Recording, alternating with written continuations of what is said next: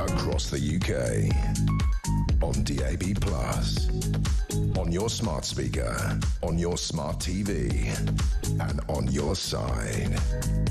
This is Talk.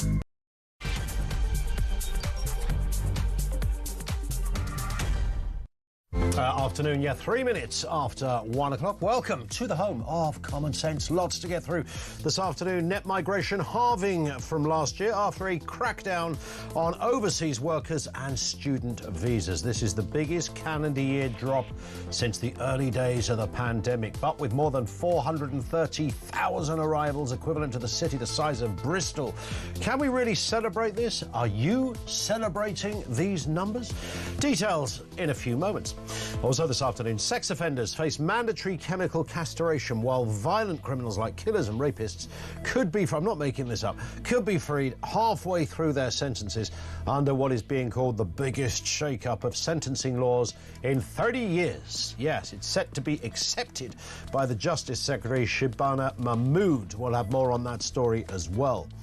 And Keir Starmer's deal to hand over the Chagos Islands to Mauritius can now go ahead. There was a plea to make it not go ahead, so it couldn't. And then about 20 minutes ago, they said, no, that's done. Don't worry, you've got the green light. It's a last-minute legal challenge that failed, and now they can do it. But what is the rush, the desire, the need, or the reason why the Chagos Islands have to go? And if they are getting rid of something and giving it to someone else, wouldn't they be paying us? We'll have more on that as well. Everything you need to know, all the breaking news right here on Talk. 0344 499 1000. Now, net migration has halved last year too. You've been hearing this figure throughout the course of the morning. 431,000. It was 866, almost an exact 50% drop. The biggest fall ever recorded due to a series of restrictions on things like visas and students, dependents, and goodness knows what. Can I just say, thank you, Keir Starmer. We don't say this very often. We very rarely. My views on Mr. Starmer are quite well known, and I think it's reasonable that, credit where credit's due. Our Prime Minister has managed to do the unimaginable. He's achieved a halving of 50%, 866,000 to 431,000. Thank you, Keir Starmer. Keir Starmer and his government, they may be inept in so many areas, but boy, has he played an absolute blinder on this. He's only gone and done it, they're shouting from the sidelines. Our Keir, the man we thought was against all of this, the man we thought was incapable of any of this, Keir Starmer has actually achieved what no other could have achieved. He's halved immigration. Wow! I mean, let's open the champagne to a degree, but at least shake the hand of the Prime Minister, the man in charge. I'll read that figure again. When he came in, 866,000. Today, 431,000. Thank you, Keir Starmer. Sorry? Oh, yeah, it's nothing to do with Keir Starmer. So I got all of that wrong. There was me thinking that the man was brilliant, that he was amazing, that he'd somehow managed to circumnavigate all of those barriers and those left-wing lawyers we are told stand in the way of absolutely everything. He'd managed to curtail an abused visa system. Single-handedly, Red Keir had gone into number 10 and wasted no time. In he'd gone and straight away got to the filing cabinet, opened the file marked immigration and flicked through and said, no, don't rubber stamp anything for the rest of time. Nothing to do with him, of course. This was the last government that were responsible for this. The ONS said the sharp decline was driven by a reduction in immigration from non-EU countries for work and study visas and an increase in emigration from the UK. It said the exodus was driven by a large number of international students leaving who originally came once the COVID-19 travel restrictions to the UK were eased. So, provisional estimates for immigration to the UK in 2024 is 948,000, a decrease of almost a third compared to the year before. We are looking at extraordinary numbers. The number of people who emigrated from the UK last year was 517,000, according to the ONS. That's an incredible number, but you still have to look at two significant figures here. Yes, it is down, but still in 2024, 1 million people came to the UK. And yes, I know, 500,000 left the UK. That's why we get the net figure. But it's interesting, right? We are still down on this. This was the Conservatives, not really to do with Rwanda. I mean, they were talking about Rwanda through much of that. Might have had an effect, but they certainly curtailed the visas. Let me ask you this question. Are you celebrating these numbers? 0344 499 1000. And what is the right number? I don't think anyone is stupid enough to say we're not going to have any immigration. I mean, the further education in this country is a £40 billion industry. And I know there's some abuse in that industry, but no one wants to get rid of that. Obviously, we don't want to stop brain surgeons coming over to be able to carry out their medical excellence in operating theatres up and down the land. We know that. Skilled, qualified people have always come and gone. That will never change and probably shouldn't change in that respect. But what's the acceptable number? I mean, this is a massive difference.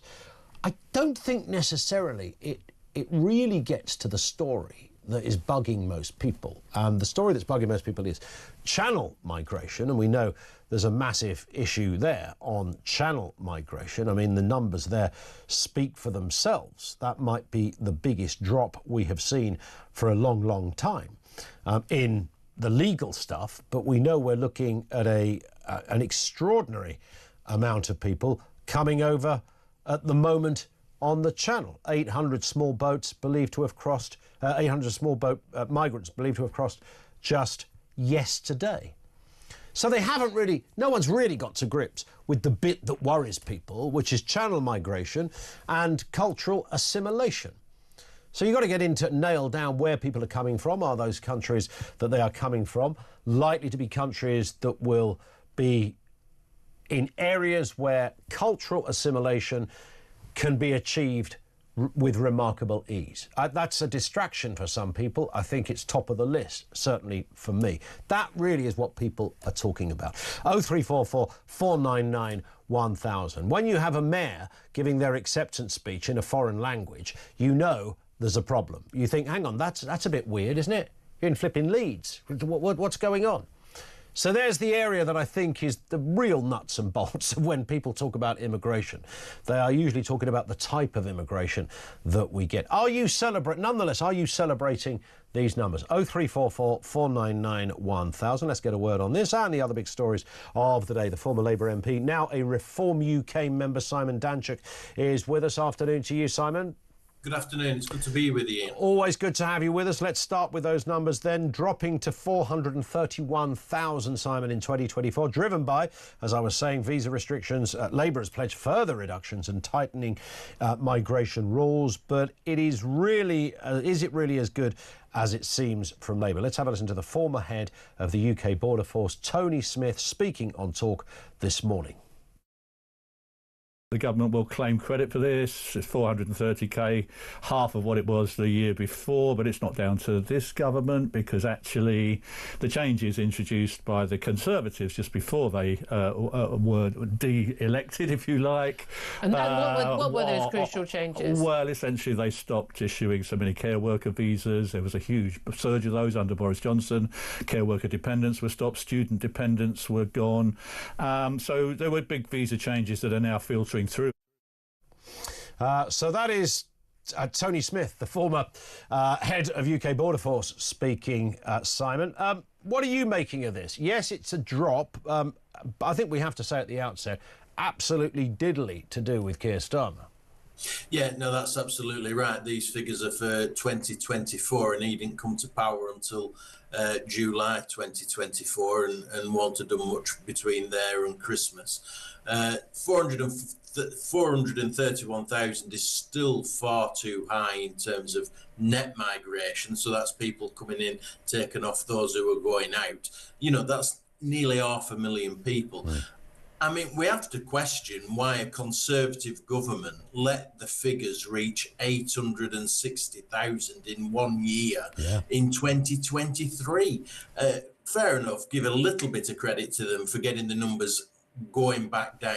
But nevertheless, giving visas to not just to students, which I can accept, and I take your point that it's a big sector, a big employer in the UK. We're very good at educating people, and the universities do a great job. But nevertheless, why were we ever giving visas to the family members of students? And again, why were we giving visas to people who are coming here temporarily to work as care workers, and we're letting them bring all their family?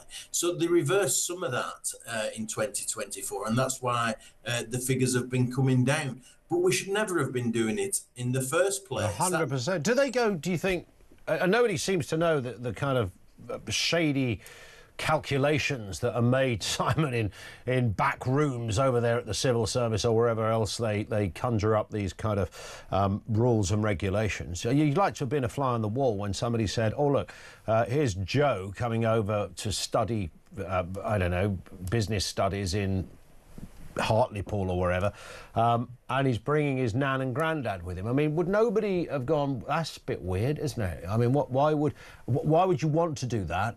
Why was it even a box that you could tick? Yeah, absolutely. And the real reason people are doing that, many people, and I say this having been a member of Parliament, having met people who've come over from other countries, once they get a foothold in the country, it's very we find it as a nation very difficult to remove them because of our judicial system, which is far too woke and too accepting. So people feel once they come over here, for whatever reason, as a student, as a care worker, then they're here for good. And if they can bring the family with them, even better. And that's the attitude. Let's be honest about this. We rarely have an honest debate about the immigration situation. And looking at Starmer himself, he's just in the last few days opened Britain up to this youth mobility scheme right across Europe. And, you know, unemployment for young people in Spain is incredibly high. We have loads of economically inactive young people in Britain already. Yeah. We don't need to import more. We need to get people who are not working into work to do those jobs that they're currently not doing. We don't need migration to help us fill those roles. And this is the real challenge for government if they want to face up to it. And it's interesting that these numbers, I mean, down as they may be, 431,000 is still higher than when we voted for Brexit.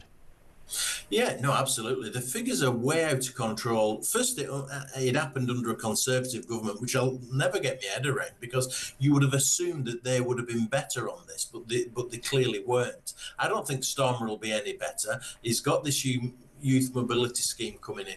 It might get a little bit better. The numbers might get a little bit better because lots of people are leaving the country because they don't like the way it's being run. Yeah. So that might reduce the figures a little bit. I wish I had £1 for everybody I knew who's moving to Dubai. I mean that will affect the figures to some extent. So wealthy people are certainly leaving. Yeah. How much impact that will have, I'm not sure. Yeah, I might be there myself next week at this rate. Let's have a look at this story, Simon. Paedophiles and sex offenders are said to be chemically castrated in a tough new legal crackdown. Let's have a listen to the Justice Secretary Shabana Mahmood's announcement this morning. I also asked the review to consider how we manage sex offenders. The review has recommended we continue a pilot of so-called medication to manage problematic sexual arousal. I will go further, with a national rollout beginning in 2 regions covering 20 prisons, and I am exploring whether mandating the approach is possible. Of course, it is vital that this approach is taken alongside psychological interventions that target other causes of offending, like asserting power and control. I didn't realise there had been trials of this, Simon. I mean, I think there are other ways of dealing with this, but we couldn't probably broadcast it, or we'd certainly never see it in law. But here we are. Chemical castration can cut reoffending rates by up to 60% using drugs to suppress sexual urges. And this comes from, I think, a Californian plan, or areas like California that have done this. And the idea is to expand it across prisons nationwide. What do you think? Yeah, I mean, it's currently a headline, isn't it? She's made an announcement that they're doing a review about prisons, and this might be some of the solution. I support it. I think it should be compulsory. And I talk about this from the perspective, not least, that I wrote the book Smile for the Camera, The Double Life of Cyril Smith. And you will recall, many of your listeners will recall, that Smith was proven to be, and I helped prove it, a paedophile, a prolific paedophile. And as a senior officer, police officer pointed out to me during the research for that book, these people have a career of abuse. And it starts off, as it did with Smith, where he was just touching children in the 1950s, to the point where in the 80s and 90s, he was really heavily abusing children. And you have to make an intervention. And as the senior police officer said to me, they will carry on doing this until you lock them up permanently, or you castrate them using chemicals, which is what's being proposed here. And I do genuinely think it's a solution. It certainly does, yeah, or, you know, as many would say, just chop their Charlies off. But again, I doubt whether any government's going to give the go-ahead to that, or even worse, as far as some are concerned. Stay with us, Simon Danchuk, the former Labour MP, now Reform UK member, with us on the programme. Over to you on this and other issues. 0344 499 1000. Chemical castration, do you see that as the answer or part of the answer to sex offenders? You don't get to go to jail very much these days for sex offences, it seems, and if you do go, you come out quite early, a lot earlier than if you'd written a tweet that was a little, shall we say, off colour and unsavoury. Thoughts on that? The wider point on net migration, it's halved. Net migration has halved, and it's set to go down even further. Are you celebrating these numbers? Do you see this as, and it's certainly not a victory for Keir Starmer, in a gazillion years. Terry in Darwin says, you have me worried with your opening statement praising Starmer.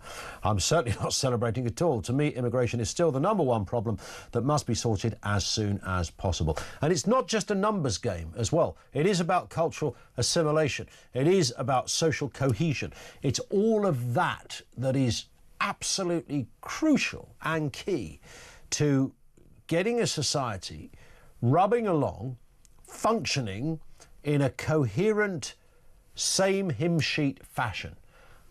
I don't believe that's an extreme view. I don't think it's too much to ask, and I absolutely think it's where any government should be heading. They play the numbers game, but it's more than the numbers game. And of course, what we have happening across the channel, 800 people just yesterday, the weather was pretty good and quite calm over the channel. So another 800 just arrive like that. We're seeing this almost on a daily basis, about tens of thousands this year alone, 50,000, 60,000 the year before. I mean, the numbers are just extraordinary. We keep hearing, well, they're only small numbers, they're only small in numbers. Well, at the moment, they're heading towards a quarter of the legal migration figure. So they're not small at all. They're absolutely massive, and they're really deeply troubling. But based on this number we have today, UK migration, net migration, dropped to 431,000. That has halved in a year. Are you celebrating that number? Our lines are open. This is Talk.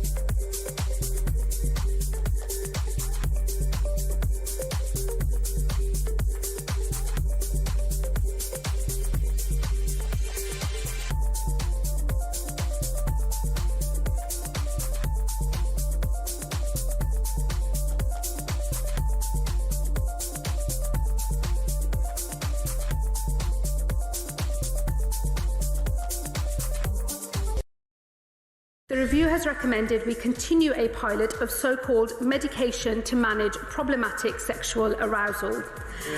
I will go further, with a national rollout beginning in 2 regions covering 20 prisons, and I am exploring whether mandating the approach is possible.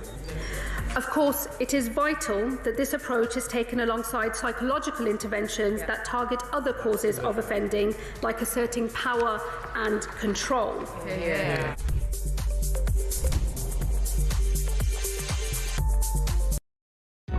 Across the UK, on DAB+, on your smart speaker, on your smart TV, and on your side. This is Talk. It is Talk. Lots to get through here.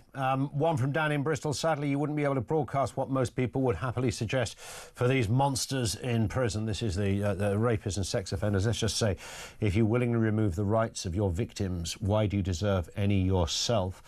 An interesting one from Phil as well in Hertfordshire, who correctly points out, afternoon to you too, Phil, who says chemical castration is indeed a headline grabber, but it's going to be voluntary. They're not going to agree to it because it'll be against human rights. I honestly don't think it will work. It's just an attempt for Labour to stop the ship sinking, or the problem is there no bottom left in the ship. It's sunk and it can never be reflow or refloat even, whichever.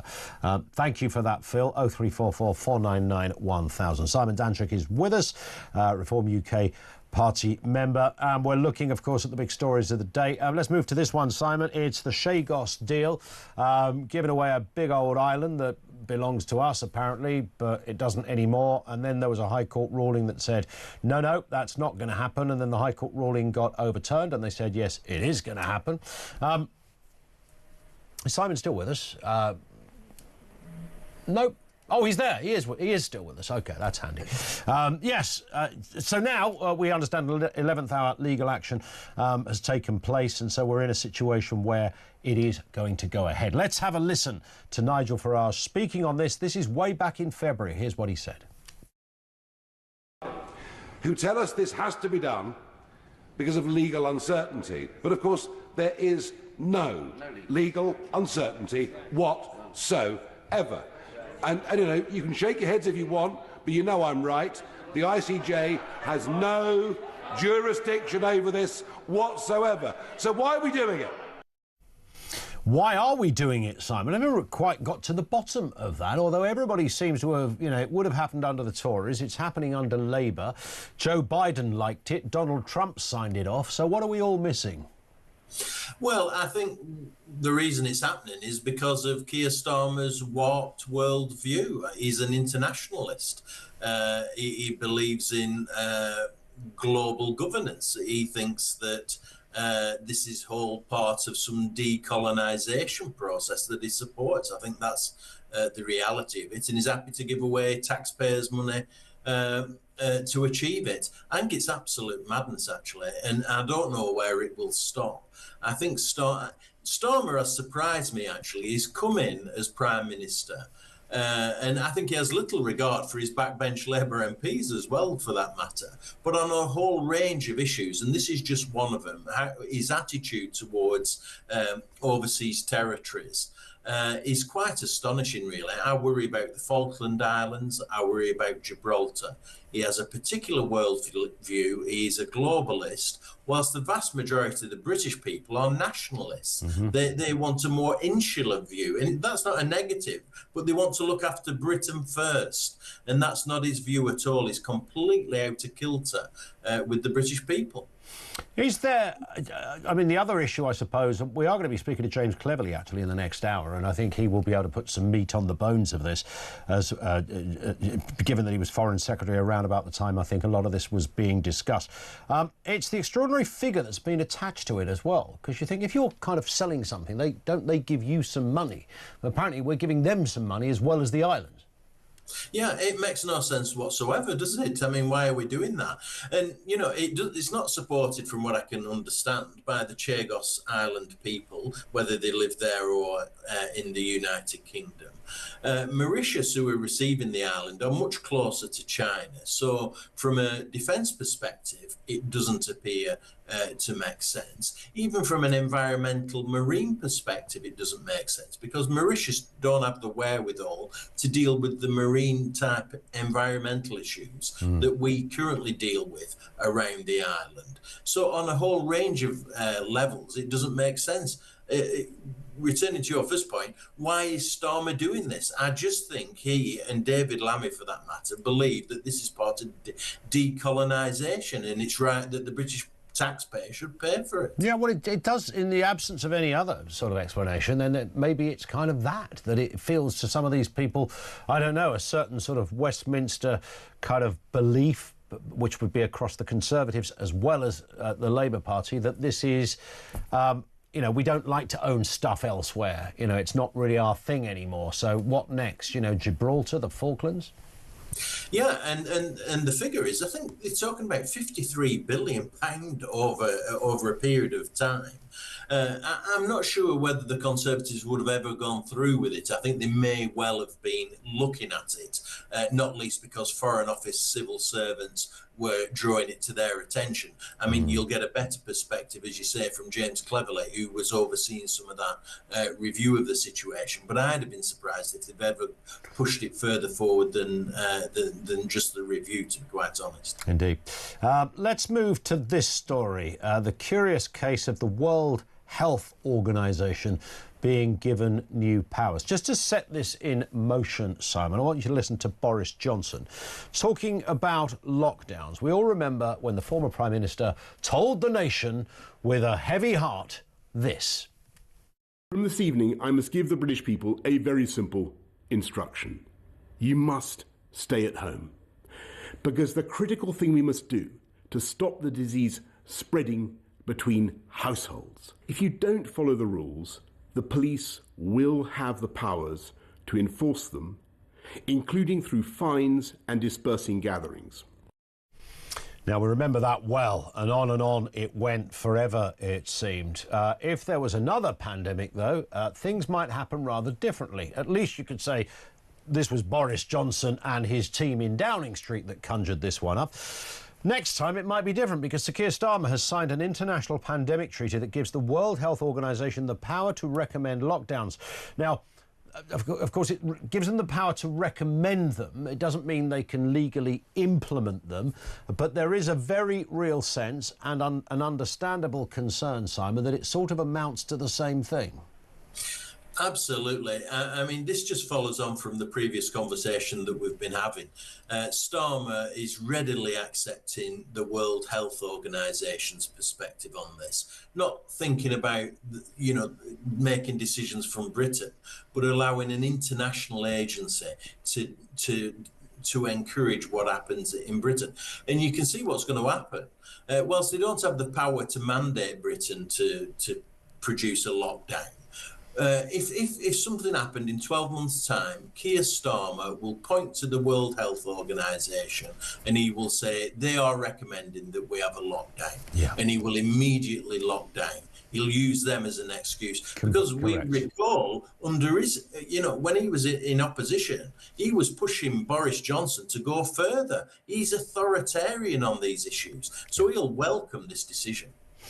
100%. And we finish with this one, a major parking change for all drivers.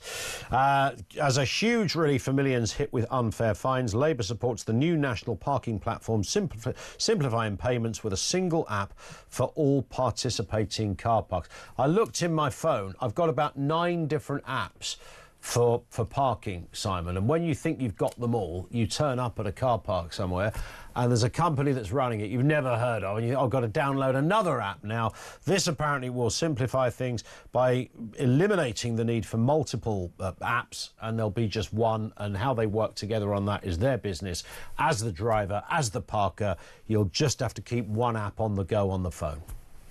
Yeah, that must be welcome, mustn't it? It's the British Parking Association that are really doing the heavy lifting around this. Yeah. I find it highly amusing that the Labour government, desperate to have some positive news, are trying to hijack this welcome news and portray it as their own. But it has to be welcome. Perhaps we could have got here earlier, but now just having one app that lets you park in a whole range of different car parks must be welcome, surely. 100%. Listen, Simon, as ever, thank you for being on with us. Thank you for your time.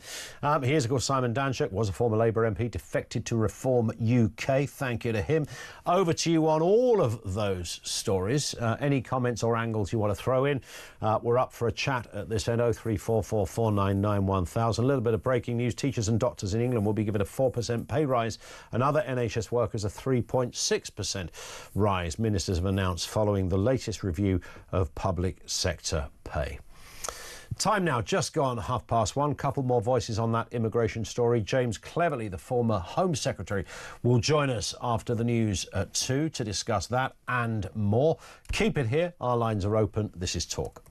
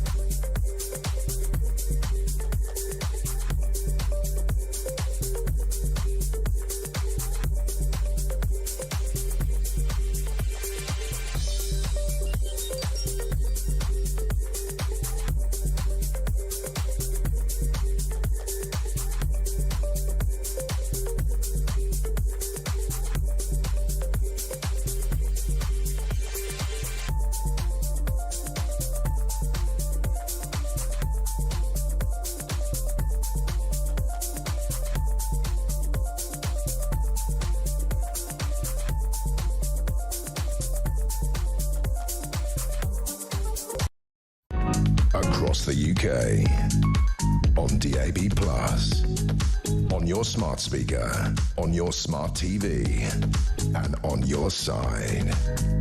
This is Talk. 25 to 2 on Talk. Leader says this is a good idea, but can you imagine if Reform brought that in or mentioned it, they will be vilified. This is the castration story I think she's referring to. It's a fair point. Lots of comment coming through on this one.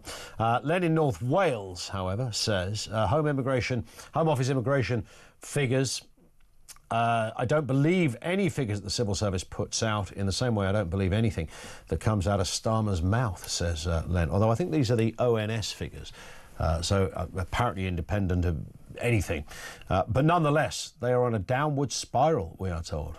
Is that certainly not down to any hard work by the current government? I think we can say that. I think if you had Keir Starmer sitting here and he was brutally honest with you, he'd say, yeah, well, it wasn't really on my watch, was it?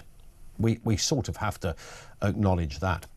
But the UK has seen the largest drop in net migration in any 12-month period. Official figures show the difference between the number of people entering and leaving the UK is 431,000.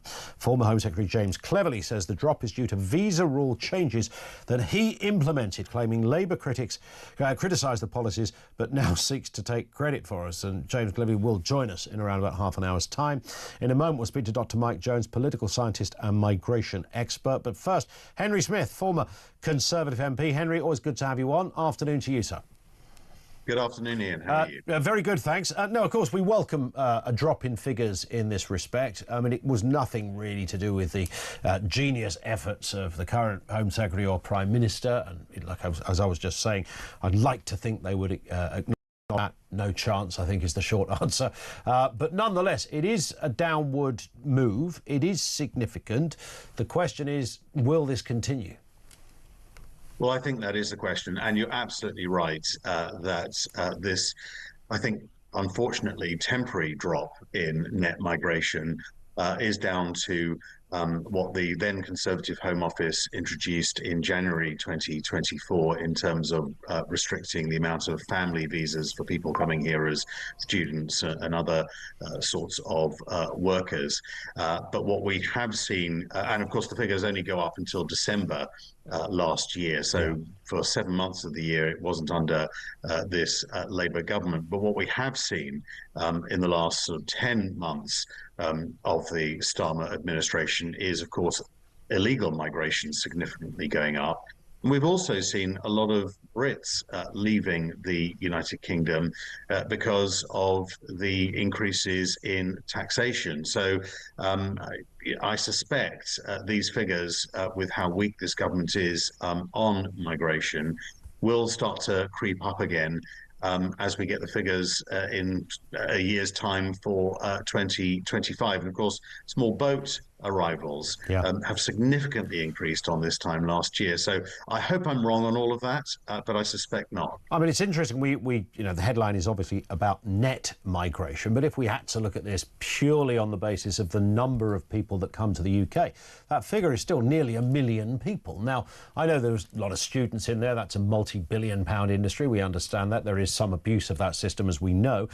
Some of these people will be neuroscientists and brain surgeons. Fantastic. Give that the rubber stamp. But it's still a lot of people to arrive in a year, 1 million. It's an awful lot of people to arrive. And in terms of the net migration figures, 500,000 people, that is still a city every year the size of Edinburgh. You know, the United Kingdom is one of the most densely populated countries, certainly in Europe, and one of the most densely populated anywhere in the world. We're told that our public finances, there's a huge black hole, and that's why pensioners can't have their winter fuel allowance, and that's why there have to be changes to our welfare system, and why, you know, Rachel Reeves and Angela Rayner are talking about raising taxes. We're told all of that, and yet sort of this sort of laissez-faire, relaxed attitude to huge numbers of people arriving in this country. When our housing, you know, Angela Rayner talking about 1.5 million new homes needed, that is taken up by a year and a half of migration on those figures. So it is something that I think we saw a backlash about in the local elections 3 weeks ago today. And if this government doesn't take it seriously, Starmer says, I get it. I don't think he does. I think that's expediency. If we don't get a grip of this, then it will have serious consequences. We certainly can't afford 4 more years of it. No. And what we keep hearing, of course, Henry, as you know better than me, is that, you know, we need these people because they're doing jobs that Brits are either incapable of doing or don't want to do. What do you ascertain is the truth within that statement?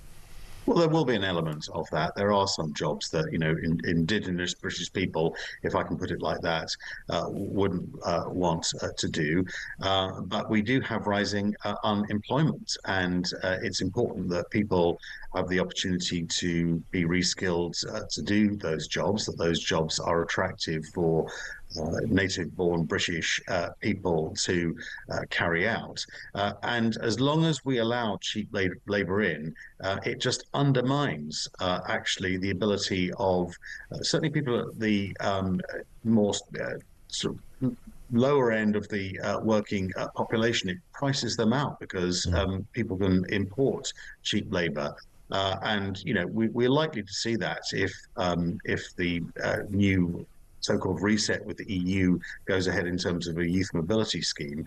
You know, even larger unemployment over on the continent of Europe than here.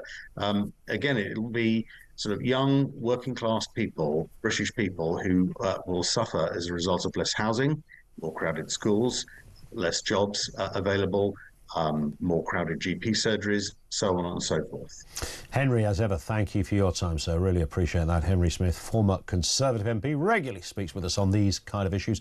Let's get a word from somebody else who we speak to on a regular basis on this subject. Dr. Mike Jones, political scientist and migration expert. Afternoon to you, Mike. I mean, the figures are, you know, clearly it's a big headline. The figures have halved, scream the newspapers today. Is it a point of celebration, though? Good afternoon. Good afternoon. To some extent, yes. I mean, the numbers are down by nearly 50%. They're now 430,000, net migration, the difference between the people arriving and those leaving, it's not gross migration. Yeah, but it was entirely predictable. I said before the figures were released that I expected net migration to be less than 500,000, and it's 430,000. And as you say, this is due to the last-ditch reforms put in place by James Cleverly, the former Tory Home Secretary. He raised the salary thresholds for legal migrants, and he obviously banned dependents for care workers and most postgraduate students. So it was very predictable. The Labour Party should obviously not take credit for this, but we've got to bear in mind that the current numbers are much higher than pre-Brexit levels. I mean, pre-Brexit, it veered between 200,000 to 250,000. So there's a lot of work to be done. Yeah, and again, to the point that I was just making to Henry there, one of the central arguments is, well, we're not just bringing in people willy-nilly. This is legal migration. Of course, we bring in people on a case-by-case basis, as it were, clearly because we need them. I mean, is that an irredeemable reality? I wouldn't describe it as an irredeemable reality. I mean, ultimately, you can't use immigrants to fill vacancies. Why? Because immigrants don't just produce goods and services, they consume them as well. Yeah. So they don't just occupy jobs, they create jobs, if you like, in the process, because they need, food and clothing and amenities. Tony Blair imported well over 500,000 people to fill 500,000 vacancies. But, guess what? Allegedly, we've got close to 1 million vacancies today. So, that is not a correct policy, and it's not consistent with how economies work. We are getting to that interesting stage now, it seems, where the channel migration, what is called the illegal immigration, numbers are rising there. It was always said by, those who don't seem particularly bothered about it, that, it's just a small amount in the grander scale. But as that legal migration figure drops, it brings into focus the reality of just how bad things are on the channel. We're not going to be far away from it being a quarter of the legal migration, if that makes sense. That's a very good point. I mean, the distinction between legal and illegal migration is actually quite fuzzy.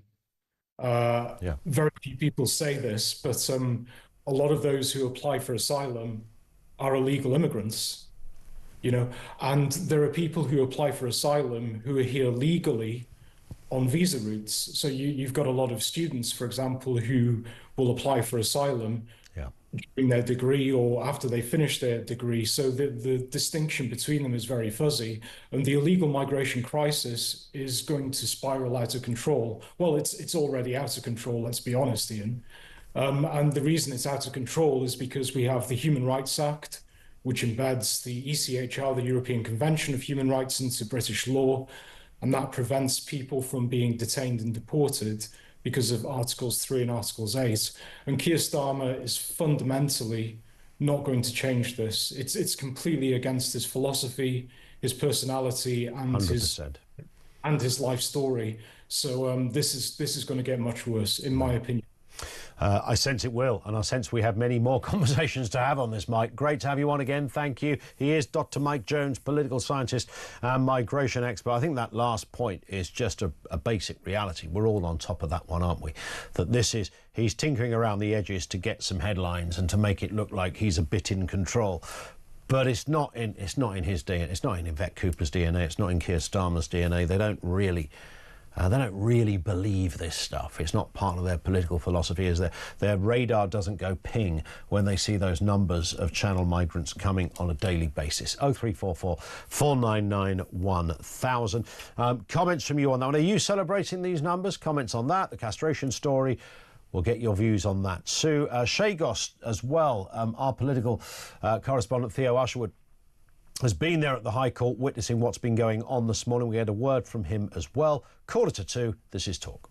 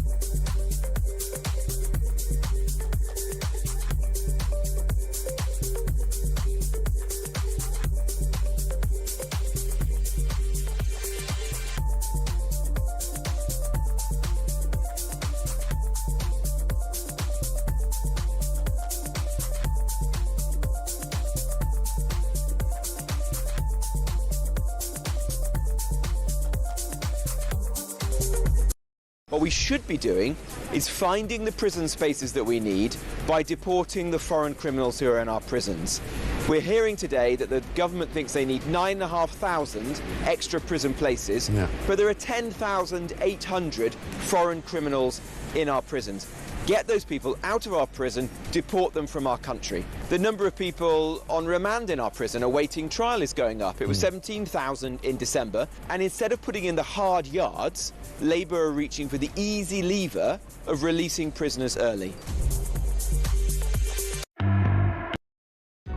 Across the UK, on DAB+, on your smart speaker, on your smart TV, and on your side. This is Talk. It is Talk, 0344 499 1000. Just before we go to your comments, Prime Minister Keir Starmer, and it is the Prime Minister Rishi Sunak then. It's funny what your brain does at these moments. Sort of interchangeable. Prime Minister Keir Starmer's deal to hand over the Chagos Islands to Mauritius can now go ahead. There was a last-minute legal challenge. It failed. The High Court has ruled the government can press on with signing the deal, which is expected to cost UK taxpayers, are you ready? Drum roll, please, £9 billion. Campaigners launched a legal bid against the Foreign Office late on Wednesday and were granted an emergency injunction in the early hours of this morning. Our reporter Theo Ashwood has been at the High Court as events unfolded. He joins us now from there. Theo, afternoon to you. I mean, curious sort of moment of, no, it's not on, yes, it is on. Just in a sort of abridged fashion, if you can. So what happened in the early hours for this campaign group, and who were they? And then what subsequently took place for this to be given the rubber stamp? Yes, there were a couple of Chagosian women who brought an 11th-hour legal challenge saying that as a result of this, actually British citizens, but as a result of this deal that Keir Starmer has struck with the Mauritian government to hand back the Chagosian Islands to Mauritius, and then we're going to, in effect, rent them back so that we can maintain the military base that is Diego Garcia, which, of course, is key for US strategic interests. They brought a legal challenge, which was heard for 5 hours, right up until 2:30 this morning, and then an interim injunction against the deal was imposed by the High Court, Mr. Justice Bruce, and that's through the government choreography for this grand signing into absolute chaos.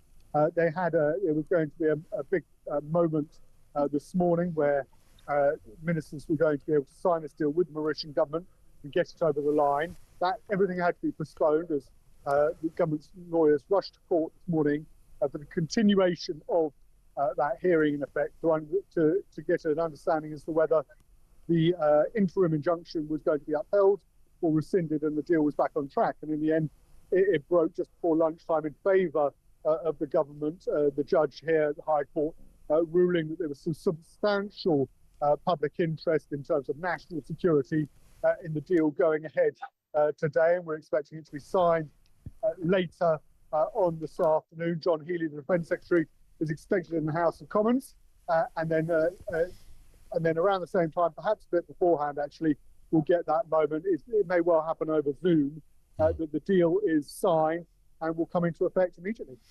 We're going to be speaking to James Cleverly in around about 15 minutes' time. Of course, he was the Foreign Secretary when this sort of began and clearly knows his way around what was happening here. But from an outside perspective, Theo, why do we need to give the Chagos Islands back? I hear lots of people asking that question. Never quite heard anybody answer it in a digestible and succinct fashion. Why do they need to go? I'll do my best. So this is the government argument, okay, so don't throw the staple at my head. So the government argument is that there was a legal ruling. In actual fact, the legal ruling was non-binding from the International Court, which said that the Chagos Islands could no longer remain British territory, that they had to be handed over to the Mauritian government. That was the ruling. And interestingly, there was some, the government decided to, in effect, agree with that ruling. So they came up with an idea, a plan, whereby we would hand the islands back to Mauritius. But obviously, as we were just discussing, they are a key strategic outpost for the US military. They launch bombing raids, missions right over the Middle East into the Far East, if they so wish, a launching point. And so the government's argument was that it was going to be necessary to, in effect, sign this deal. We pay you say £9 billion. Actually, there are other estimates that put the cost as high as £18 billion, possibly over the course of 99 years. And we rent them back. And as part of this deal, the argument from Keir Starmer and others in the government is that the Mauritian government won't be able to allow countries like China with an interest in the islands from setting up their own bases on other islands close to Diego Garcia to spy on US and UK military interests. But the key thing is, and this is what the campaigners against the deal have argued, and those very skeptical about the deal have argued, is that Donald Trump is behind the use of these islands as a key military outpost. They're critical to US military infrastructure, and it would be perfectly possible for Britain to maintain control of the islands, ownership of the islands, and in effect prevent any nations, namely China or others, who might have hostile intentions towards Britain and America from using the islands simply because America has our back with this issue and will ensure that China would never be able to get anywhere close to setting up a spy outpost to eavesdrop on what is a key part of their military infrastructure. So those are the two arguments in a nutshell, and there are those who are very worried, and this is the real fear from number 10. It's actually more domestic here, is that we're spending a huge amount of money on this deal at a time, and of course the Keir Starmer has done a partial U-turn, at least on winter fuel allowance, but not to mention personal independence payments, welfare payments for the disabled, and other cutbacks to public spending. Yeah. At the same time, of course, it's handing this money over to the Mauritian government. But we bought ourselves some security, I suppose, would be the headline surrounding that. Listen, Theo, thank you as ever. Theo Ushwood, outside the High Court, where that decision was originally put on hold. Then the government lawyers went in and argued the case. And now we have the deal going ahead. The cost of UK taxpayers, $9 billion, although, as Theo said, some say it could be $18 billion. James Cleverly, former Foreign Secretary and former Home Secretary, will be joining us in around about 10 minutes' time, and he can perhaps put some meat on the bones as to what this was all about in the first place, and did it have to end up like this? More of that on the way. Let's go to your calls. We're talking about the migration numbers, net migration. They have halved in a year. Are you celebrating those numbers? This is Joe in Bournemouth. Joe. Hello. Good afternoon to you. Yeah, what do you think? Afternoon. Well, it's nice to hear that they're coming down, but I think the way I look at migration, I think a lot of people do, is we're more concerned not necessarily on numbers, it's about the quality that we're receiving into the country and the net drain that there is on the country. So I would prefer to have 200,000 people come that are highly educated, going to be a net benefit to the country, than say 50,000 that are going to just drain and take from it and not integrate. Yeah, and I agree. And even if you said half of those numbers are, or 2/3 of those numbers are, some are students, legit students, not some of those sort of shady polytechnics that seem to pop up that nobody can quite fathom who owns them. Not one of those. So legit students, they come to study, Oxford, St Andrews, Newcastle, Leeds. I get all of that. That's fine. People who are coming over because they're doing, great jobs in the world of medicine or science, engineering, I get that as well. I just don't reckon that's all of those people within that number, right? 100%. And I think this is where they need to be toughening up a lot of the rules around migration. I think we're finally getting to a turning point, though, aren't we? And this is what we're seeing in these numbers, that finally everyone that's been going on and on being called racist for years, they've suddenly had to sit back and go, well, actually, maybe you're not racist. Maybe you've got a good idea here to actually maybe look at what we should be doing, just like Australia has. They've got a point system. They don't want people that are going to come and take and drain on the country. They want people that are going to come and benefit it. And I see nothing wrong with that. Yeah, spot on. Joe, thank you for that. JT in Worcester, this is reference to that parking app story. There's going to be, well, potentially one parking app that will cover all of those parking apps. If you look at your phone, if you do use car parks from time to time, you might have half a dozen. I think I've got 9 on my phone, 9 different, 7, 8 or 9, something like that. Different parking companies. You've got your Ringos and the like, Just Park and Pay to Park and Park and You Go, Park as You Go, Park and Sod Off, you know, those kind of things. There's loads of them out there. So you have to conjure them up, and then you go to a new car park and you suddenly discover, oh, it's a different, I've never heard of this one. Who are these people? So you have to download another one.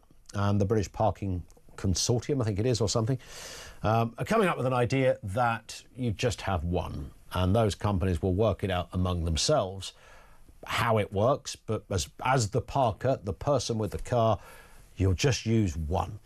JT says, why do you think it's a great idea for one app for parking? Why are you promoting an assumed right of access to someone's phone? Do you realise by using the phone you save the parking company's money by not employing someone to empty and maintain the machines, not having to deal with cash and not having to print tickets?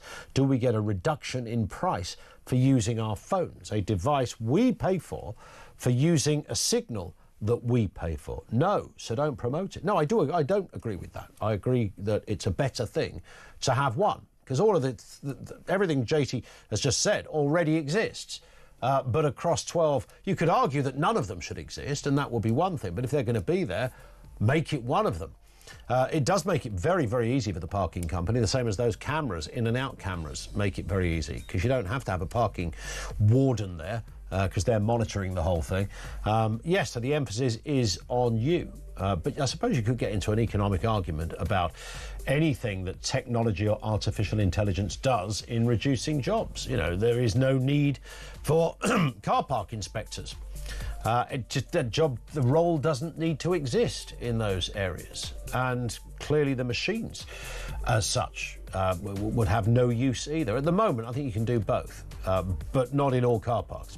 We'll have more on that. James Cleverly, former Home Secretary and Foreign Secretary, joins us in a few moments' time. 0344 499 1000. News is next.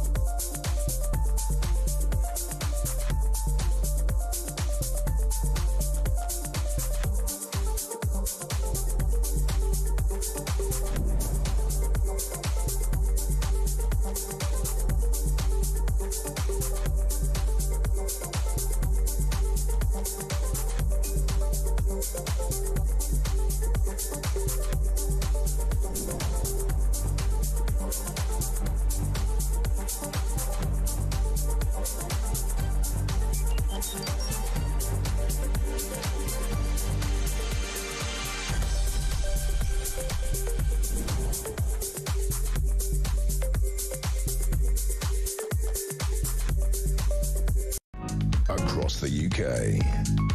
On DAB+, on your smart speaker, on your smart TV, and on your side. This is Talk.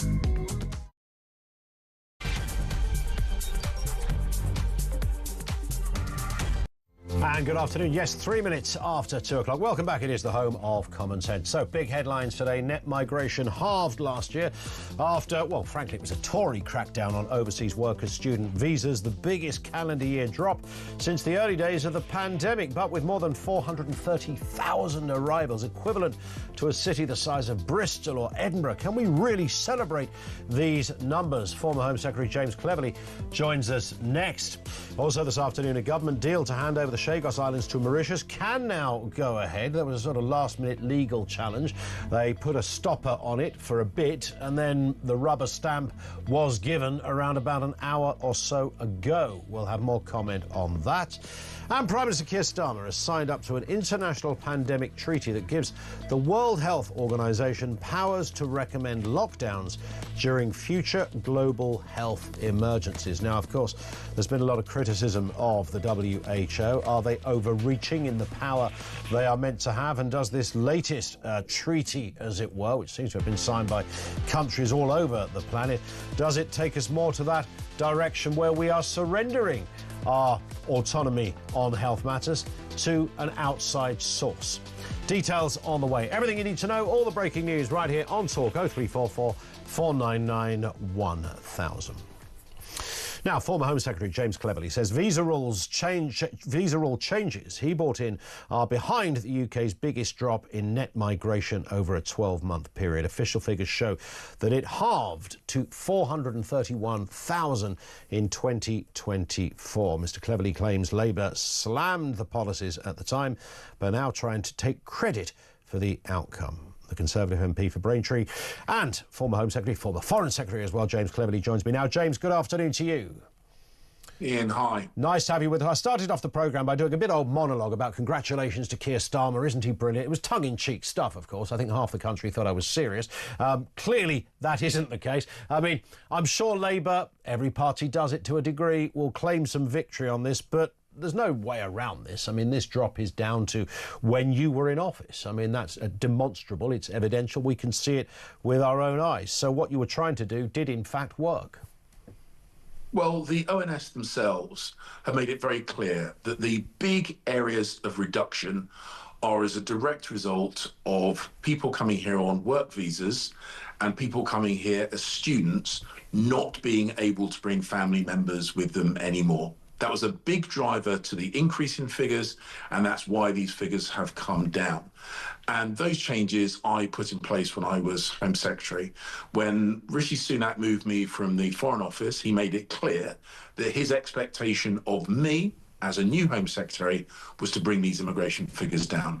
So I worked with other government departments, I worked with the Treasury, I had his backing and support. We brought these changes in. I was criticised by Labour at the time, but now we're seeing that they worked. And had the Labour government continued to implement the policies that I put in place, we would see these figures come down even further in the future. But they haven't. They've actually not implemented all the changes that I was going to put in place. So this is good news. We need these figures to come down further, and we need the Labour government to start taking immigration seriously and not just ride on the coattails of the former government. When you first arrived in the Home Office, I remember, I think it was David Blunkett that said in an interview once that, you know, you sort of end up doing a PhD in international terrorism, domestic terror, goodness knows what, in about 24 hours. You know, you are briefed, and the briefing never really stops, of course, because there's all sorts of things coming across your desk. But the moment that paper came along and said that you can you can come from another country, do a degree in geography at Durham University and bring your nan with you, did you not for a moment sort of slightly discombobulate and think, hang on a second, you can bring relatives with you as a student? I mean, we understand it if you're a doctor coming over for 10 years, you're going to bring your family, but a student, how did we ever get to that place? Well, the international student market is an important and quite lucrative part of any country's economy. So foreign students bring money with them. It's good for the UK economy, and that's great.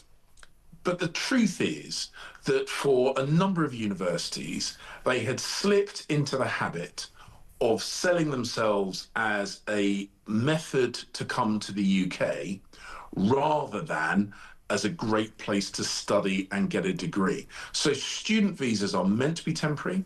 People come here, they study, they contribute to the economy, they enjoy their time in the UK, and then when they go back home, these are the kind of people that perhaps will increasingly do business with the UK, that they will, send their children in the future to study in the UK. That's great. But if they're bringing their whole family, if they are relying on housing support, if they're relying on the NHS, those are people who are not contributing to the UK economy, and the numbers were too big and the contribution was too small. So the changes that I put in place increase the salary threshold for people coming here to work so that they weren't undercutting British workers, and made sure that the people who are coming here temporarily to study were bringing themselves and their brains, but not their whole family. Yeah. And of course, this juxtaposes with the other news we had today, that yesterday 800 people crossed the channel. This is seen as illegal immigration, which seems to have, well, I mean, everyone says they've given it a go. I remember talking to a former permanent secretary at the Home Office, a man you will know well, saying, we're on this all the time. We are literally trying all the time to solve this problem. No one has really succeeded. Why do you suppose that is? We can do all sorts of things. We can send Katy Perry into space in a rocket, but we can't stop some boats coming over from Calais. This was never easy, and I never pretended that it was going to be easy. My real frustration with the Labour Party is they thought that they were terribly clever, so much more clever than the Tories, and that all they needed to do was to get into government and somehow, magically, this problem would start going away. So they brought out this phrase that they were going to smash the gangs. Well done. We'd already been working on that through the National Crime Agency, through the security services, and a load of conversations that I had with other countries when I was Foreign Secretary. So that was nothing new. But what they also did was they scrapped the Rwanda agreement, which was a deterrent, broadcast to the smuggling gangs that they were doing that, and in doing so, presented the people smuggling community with a real incentive to come to the UK. So my real frustration is that they set about doing less in the hope that somehow they would achieve more. They didn't take it seriously. They were arrogant. They were complacent, and sadly now we are seeing the worst results on record for illegal small boat migration. But we still saw tens of thousands under the Conservatives, and no matter what was going on, I remember Sajid Javid saying, this is an emergency, Priti Patel, Suella Braverman, I mean, the list goes on. Nobody said, what was it's almost like an episode of Roadrunner when you're determined to find the solution to the problem, but no one can quite actually stop the boats. And of course, your Prime Minister Rishi Sunak made a big thing about that whenever he spoke. The slogan was written there, stop the boats. No boats stopped. They seemed to increase, James. What was from a Home Secretary perspective, what was literally standing in your way? There must have been conversations about, do we send the Navy in? What do we do? Do we get the military involved? The SAS, goodness knows what. Well, look, the challenge with this is that it's complicated. And I've had people say to me, why don't we just send the Royal Navy in? Which sounds tough and sounds effective. But when you say, well, and what would the Royal Navy do? Because they're not going to shoot these people. They don't want to send them to the bottom. They would have to do the same as the RNLI, because there are international rules which govern how captains of boats and captains of ships behave at sea. And the thing is, we wrote those rules. The International Maritime Organization is the only UN body based in the UK. We're a maritime nation. So the rules of the sea that we wrote means that you have to do everything you can to save life at sea if that life is at risk. What we need to do, and what we were looking to do with the Rwanda scheme, was to deter the people smugglers, make it clear their business model was not going to be profitable, That was part of the Rwanda scheme, whilst also negotiating returns agreements, as we did with Albania. And we had a very good relationship with Albania, which saw illegal migration from Albania reduced by about 90%. And it was a constant challenge. But as I say, my real frustration was the Labour Party clearly thought it was going to be really easy. They clearly thought that all they had to do was replace the Conservatives in government and this problem would go away. They are doing less, and because they are doing less, and because this is a difficult enough circumstance at the best of times, we're now seeing those small boat arrival numbers go through the roof. The number of people in the number of asylum seekers in hotels going up. The cost of accommodating them going up. All the things that they promised they would sort out like that, all getting worse. Yes, smash the gangs is a completely ludicrous slogan. I agree with that. But do you think stop the boats was equally inept, given that you didn't stop the boats? Well, we made it clear that this was what we were trying to achieve. And we were moving heaven and earth. The Rwanda scheme, which I know was contentious, I know it was novel, it was massively criticised by Labour at the time. They did everything they can to block it. We had the Supreme Court trying to block it. We were working to try and get this up and running because we wanted to explore every avenue. The Labour Party scrapped it as soon as they entered government. And what are we looking at now? Keir Starmer desperately trying to replicate the Rwanda agreement with any other country other than Rwanda, because he's, of course, really damaged the relationship with that friendly country. And so he's now admitting that we need to find new and innovative ways of dealing with this. Yeah. They had an innovative way. They inherited it from us.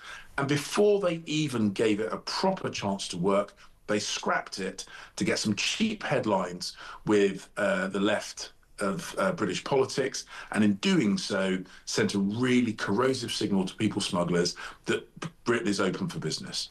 Just a final story here, James. I've got to ask you about the Chagos deal, of course. There's been all sorts of to and froing. Through the middle of the night, courts were sitting, trying to debate and discuss what should happen with this attempt to stop it, an 11th hour challenge. And then, of course, the government lawyers went in and said, no, we're going to, this is the evidence. And now it can go ahead. Whenever I talk to a Labour politician about what it's all about and why we need to give the Chagos Islands away, etc., they often point to you and say, well, ask James Cleverly, because he was the man that essentially wrote this. It's all on his watch. Is that true or false? Well, of course, it's nonsense. If I'd wanted to give these islands away, I would have done it whilst I was Foreign Secretary. The fact is that the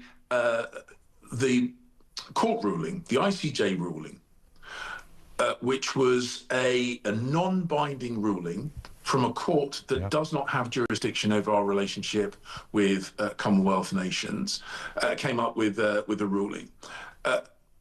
Our view, the Conservative government at the time, was that we should speak with the Mauritians in good faith, but with no guarantee of what the outcomes of those talks would be. And ultimately, we did not come to an agreement which worked for the UK. And as the UK Foreign Secretary, if I can't do a deal that works in our interest, then I don't do the deal, which is why I never signed off a deal. David Cameron, who was my successor as Foreign Secretary, never signed off a deal. But within weeks of entering government, Keir Starmer, whose close personal friend, Philippe Sands, was on the payroll of the Mauritian government as their legal advisor, suddenly, out of nowhere, they decided that actually, you know what, we can do a deal. Now, I don't know what they agreed to, but I know it must have been something that I had said no to in the past. And now we're in a situation where we are sacrificing sovereignty to a country. Mauritius never controlled the Chagos Islands. They were never part of Mauritius. And we don't know what protections are in place from a government which is very close to China, that has a very, very active military posture in that part of the world. It is a dirty deal. done behind the scenes. We don't know how much we're paying for it. We don't know what protections are in place. And the Labour Party saying, oh, we are just doing what James did. Well, what I did was say no to a deal. So you think it's possible that Keir Starmer is doing this as a favour for a mate? Well, I don't know. In fact, none of us know what his motivations are. But Keir Starmer has in the past said that he believed that the Chagos Islands belong to Mauritius. Wrong. Philippe Sands, his close friend, says the Chagos Islands belong to Mauritius. He was wrong. We never conceded that point in the conversations that we had with Mauritius. And yet suddenly, only weeks after gaining office, with all the other challenges, with the conflict in the Middle East, with the situation in Ukraine, they prioritized sacrificing the sovereignty of a key military base ahead of all these other things that they could have done, because I think this is a long-standing passion of Keir Starmer and his Islington dinner party circuit, who have never felt comfortable with the Union Jack flying in the top corner of flags around the world. Yeah, I kind of sense also, I tend to agree with that, and there is that feeling, a lot of people saying, well, what next? Is it Gibraltar? Is it the Falklands? Well, they keep saying, oh, no, those are not on the table. But the point is they have now demonstrated to the world in this negotiation, as in so many others, that under any kind of pressure, they roll over. This is a really, really negative signal they're sending to the world. Just as we're seeing with a U-turn on winter fuel allowance, because their backbenchers got a little bit shirty, Keir Starmer and the Labour government do not have the resolve to act in the national best interest. All our adversaries, competitors around the world can sense that, and it's going to make maintaining Britain's interests around the world a whole load harder, because the whole world has seen that Keir Starmer rolls over at the first sign of pressure.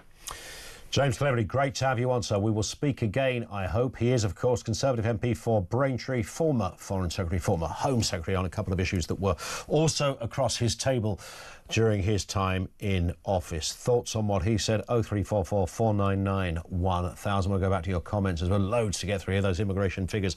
Are you celebrating the numbers? Do you thank Mr. Cleverly for bringing those numbers down? This was on his watch as Home Secretary. What about illegal immigration, though? 800 people yesterday. How many times did we read that number out? 800 this day, 800 that day. We've got tens of thousands of people who are simply rowing over on a boat. So whatever you think of the legal stuff, there is still that huge elephant in the room. It's not even an elephant in the room. In fact, it's an entire continent of elephants in the room, showing us that this government really does not have control over immigration. 0344 499 1000.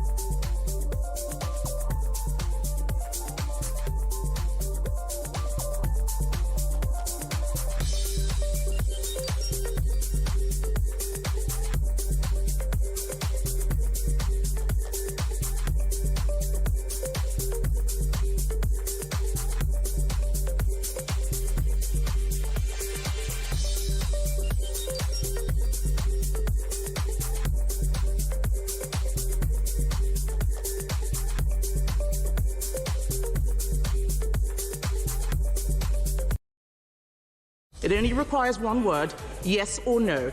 Is he planning to U-turn on winter fuel cuts? Yeah. Prime Minister. Mr. Speaker, I made clear in my earlier answer that as the economy improves, we want to take measures that will impact on people's lives, and therefore we will look at the threshold, but that will have to be part of a fiscal event.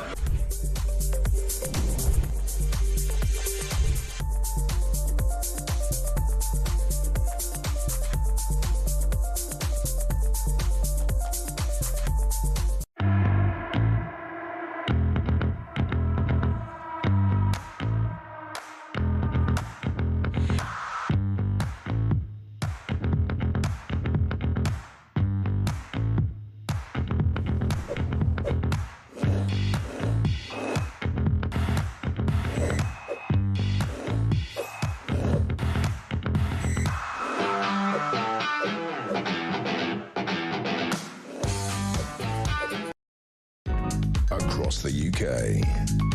On DAB+, on your smart speaker, on your smart TV, and on your side. This is Talk. Yvonne says the only thing that will work is taking, this is reference to the channel migration issue, is taking people in the boats to the French shore and not to Britain. But then you end up with, look, I could be quite relaxed about this, but you would end up with a diplomatic incident between the UK and France. Maybe that's not such a bad thing. Mike's in Warwickshire on immigration. What do you got for us, Mike? Afternoon. Afternoon. Well, it's very simple. If 70 million people left this country and 70 million people came into this country, net migration would be zero. Yeah. There you go. Mm-hmm. So this net migration is only hiding the truth of the dilution that is actually taking place. Well, the actual figure in terms of people that have come to this country in the last year is just shy of 1 million. Right. And how many people have left? So, well, around about 500,000 left. So that's why we've got this figure of 430,000. So there you go. So just shy of 1 million have come in. Now, how many of those were illegal immigrants that we've just rubber stamped through? Well, in theory, if we've rubber stamped them, they're not illegal.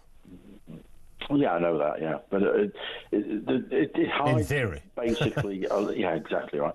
But it hides a lot, really, because the fact of it is, the chances are the people who are leaving are probably more skilled than the people that are coming in many instances. I think so. I don't think many Brits are leaving this country to become care workers in Belgium. Or to go on the dole in France, yeah. So basically, you're trading everything down. It's a trade-off that's going down, and this net migration is just a way of deflecting the figure in such a way that it somehow becomes more palatable. Yeah, I think it does. I mean, what you really want to know is who are these people, or what are they doing at least? Oh, 100%. How does it divvy up? You know, I don't mind some genuine students coming to study. I mean, that's great if they're paying a gazillion quid into our exchequer. Good work. It's an industry. I don't mind a brain surgeon coming either. I'm just suspicious whether 431,000 of them fit that criteria.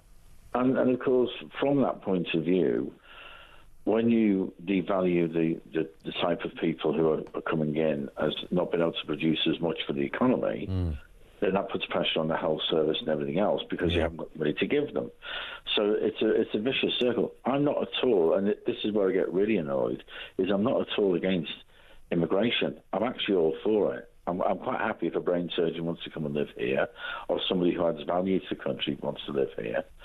But the reality of it is that they dress it up as though you're some kind of mad racist, which is complete rubbish. No, it's a country's foremost duty to have a completely robust immigration policy. You know, you're right, though. People do start... When you say that, I said earlier on about, you know, cultural assimilation and people mixing and having a similar set of values. Why I was watching videos of a mayor that was sworn into office yesterday who gave her speech in a foreign language. I'm thinking, no, I'm not happy with that. I'm sorry, I'm not. Well, I'm not. But because the other thing, when I talk about the British people, I'm not talking about a particular narrative. I'm saying the British people are of all genders. They're of all groups, from history, their grandparents may have come from India or wherever it may be. I'm talking about people of different religions. They're all British people. 100%. My kids go to school, between the two of them, they go to school with people whose parents are Russian, Indian, French, Polish, the list could go on. Now, all of those people are exactly the kind of people that we want in this country. They're all professionals, they all do a job, they assimilate, there's nothing controversial, they're proud of their own nationality, of course, but they have decided to, over years, maybe it was their parents as well, that came to this country. That's the kind of immigration we want, but that's not always the immigration we're getting. Absolutely, and what he's just done is he's just opened the door for a load of people of a certain age who weren't born in Germany or France or Italy to turn around and say, I want to go and study in England. Yeah. So you've just opened the door and said, I'll tell you what, guys, there's England over there. By the way, they give you a load of money, so why don't you go in that direction? Now, people will argue that, oh, well, you need money to come over here and study, etc. But, okay, you do. But how many bogus colleges and universities get set up in this country every year? Well, exactly, yeah. And there's a whole programme in just that, isn't there? Listen, Mike, thank you very much indeed. Mike in Warwickshire. Let's get a comment on the Chagos Islands. Mark's in Carlisle. What's happening here, Mark? Afternoon.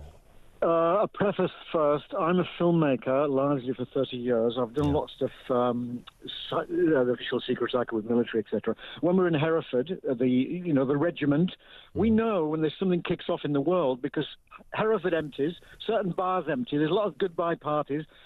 Certain things are not happening anymore, so we say, where are they all going? There must be something happening. So is that what's going to happen in the Chagos Islands? Your liaison from Mauritius, who's now going to be camped out there, will just plane spot all the American planes leaving the base. Is that what we're going to do? I don't know what we're going to do. We're told it makes us more secure. Again, so he gives all that information to China. And then China has a complete printout of all the activity of the American planes from now on. Well done, Mr. Sama. Who are you working for? You mean because of China's whatever relationship with Mauritius? Yes. In the war, all our secrets used to go out of diplomatic pouches to Spain. Come on, wake up, people. Could it not be already happening? Yes. Well, no, because there's no Mauritius allowed to go to the Chagos Islands until today. They'll be camped out next in liaisons and all this kind of diplomatic stuff. So we've opened the doors. Of our leasehold. We've got a leasehold, right. But somebody will come and just give all information, activity of that base to China. So we've opened the doors to a sort of a spy bonanza. Yeah, well, what has Mr. Sands got on Sturma? Well, James cleverly just said they were kind of good friends. I don't know, did they go to university together? I have no idea how they're good friends, but that was Mr. Cleverly's assertion. Mark, thank you very much indeed for that. 0344 499 1000. Terry in Darwin says, oh, no, I did read that, yeah, about the opening remarks. Alison in Kent, worrying to think how many millionaires and billionaires have left the UK in those figures compared to the average potential income of those coming into the UK. Taxes are going to have to go up to make up the shortfall. And it was a really good point that our previous caller mentioned about who are the people that are leaving. I mean, lots of the people that are coming to this, of that, and remember, the figure is not 431,000, it's 431,000 net. The actual number of people that came into the UK was 948,000 last year. So we get the net figure, obviously, by extrapolating the number of Brits that left to go elsewhere. But I think to do justice to the debate, you need to work out a bit of like for like. Who did we bring in and who did we lose? Now, I think care workers would probably disproportionately represent that list in terms of coming in. I don't for 1 second believe that we exported lots of care workers. I don't think many Brits would have gone. I'm not saying all Brits are geniuses and they all went into top, jobs in the world that left and everyone came in were simply low-skilled workers. But I do sense there's probably some of that, maybe quite a bit of that. And the care worker kind of litmus test, I don't think is a bad one to start us with because we know we've got a massive shortage in that area. Who are we talking about? Nurses, doctors? Senior engineers, scientists? Who's coming in, who's going? I genuinely think that if you want to really add a sort of a slightly more intellectual flavour to the debate, you have to sort of establish that. Who are we losing and who are we gaining? What would be wrong with asking that question? 0344 499 1000. We'll talk more on that and the other issues of the day as well. We'll also talk to Will Jones in a moment from the Daily Sceptic about those new lockdown powers being given to the World Health Organization. Details coming next right here on Talk.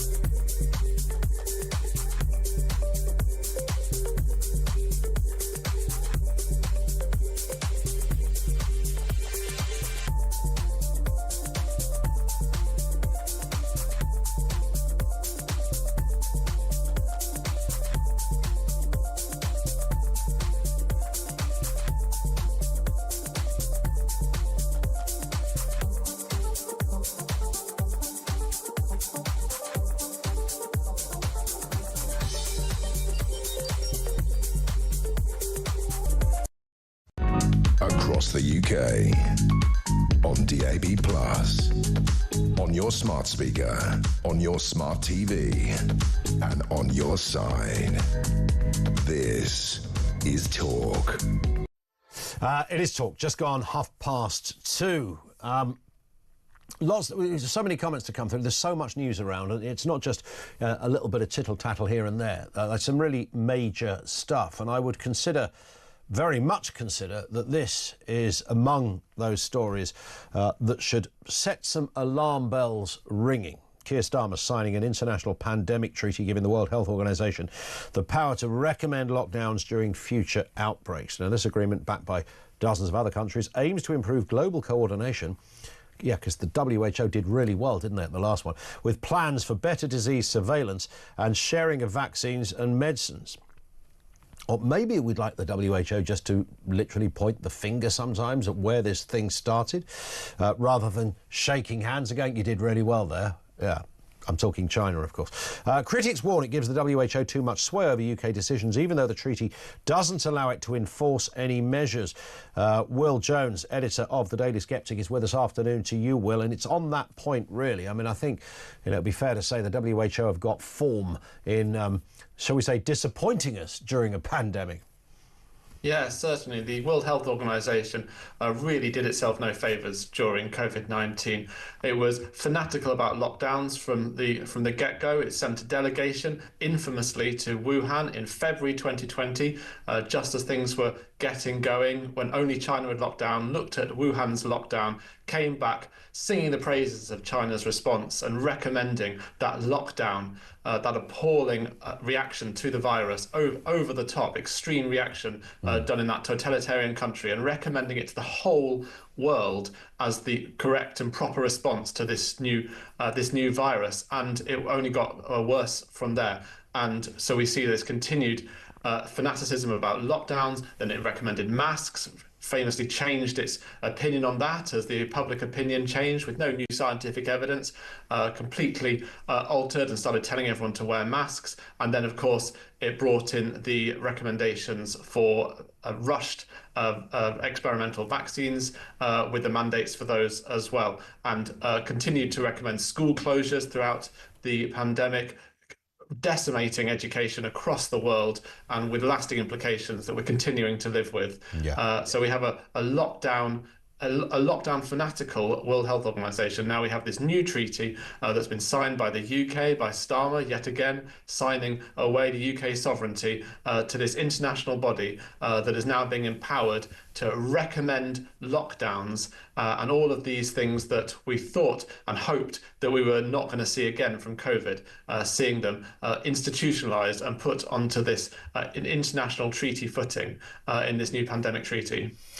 Has it been watered down from what was originally intended? When I first heard about this, and this, as you will know, Will, goes back a couple of years now, where they were talking about the WHO having the authority to instruct lockdowns. Was that just a sort of an internet rumour, or was that how the story began? Certainly at the moment, the status is they can recommend a lockdown, but is that a compromise version of what they actually wanted?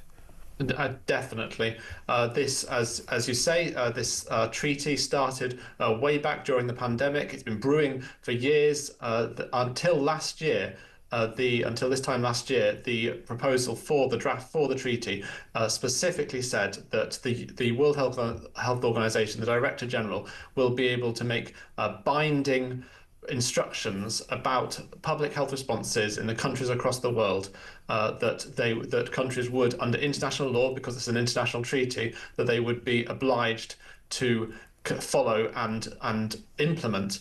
And although, of course, international law is international law, and so countries can, in theory, ignore it because it's not their domestic law, in practice, though, of course, our governments, especially the UK government, is surrounded and filled with lawyers, international lawyers, Keir Starmer himself, a human rights lawyer, who are fixated on following every dot and tittle of the international law. So we could be pretty sure, or we can be confident, that this would have been followed. However, that was watered down at the behest of many countries who were not at all happy with this language. The World Health Organization insisted that it, even at the time, that this didn't give it the authority to impose lockdowns internationally, although that was clearly the plain meaning of the language, as everyone could see.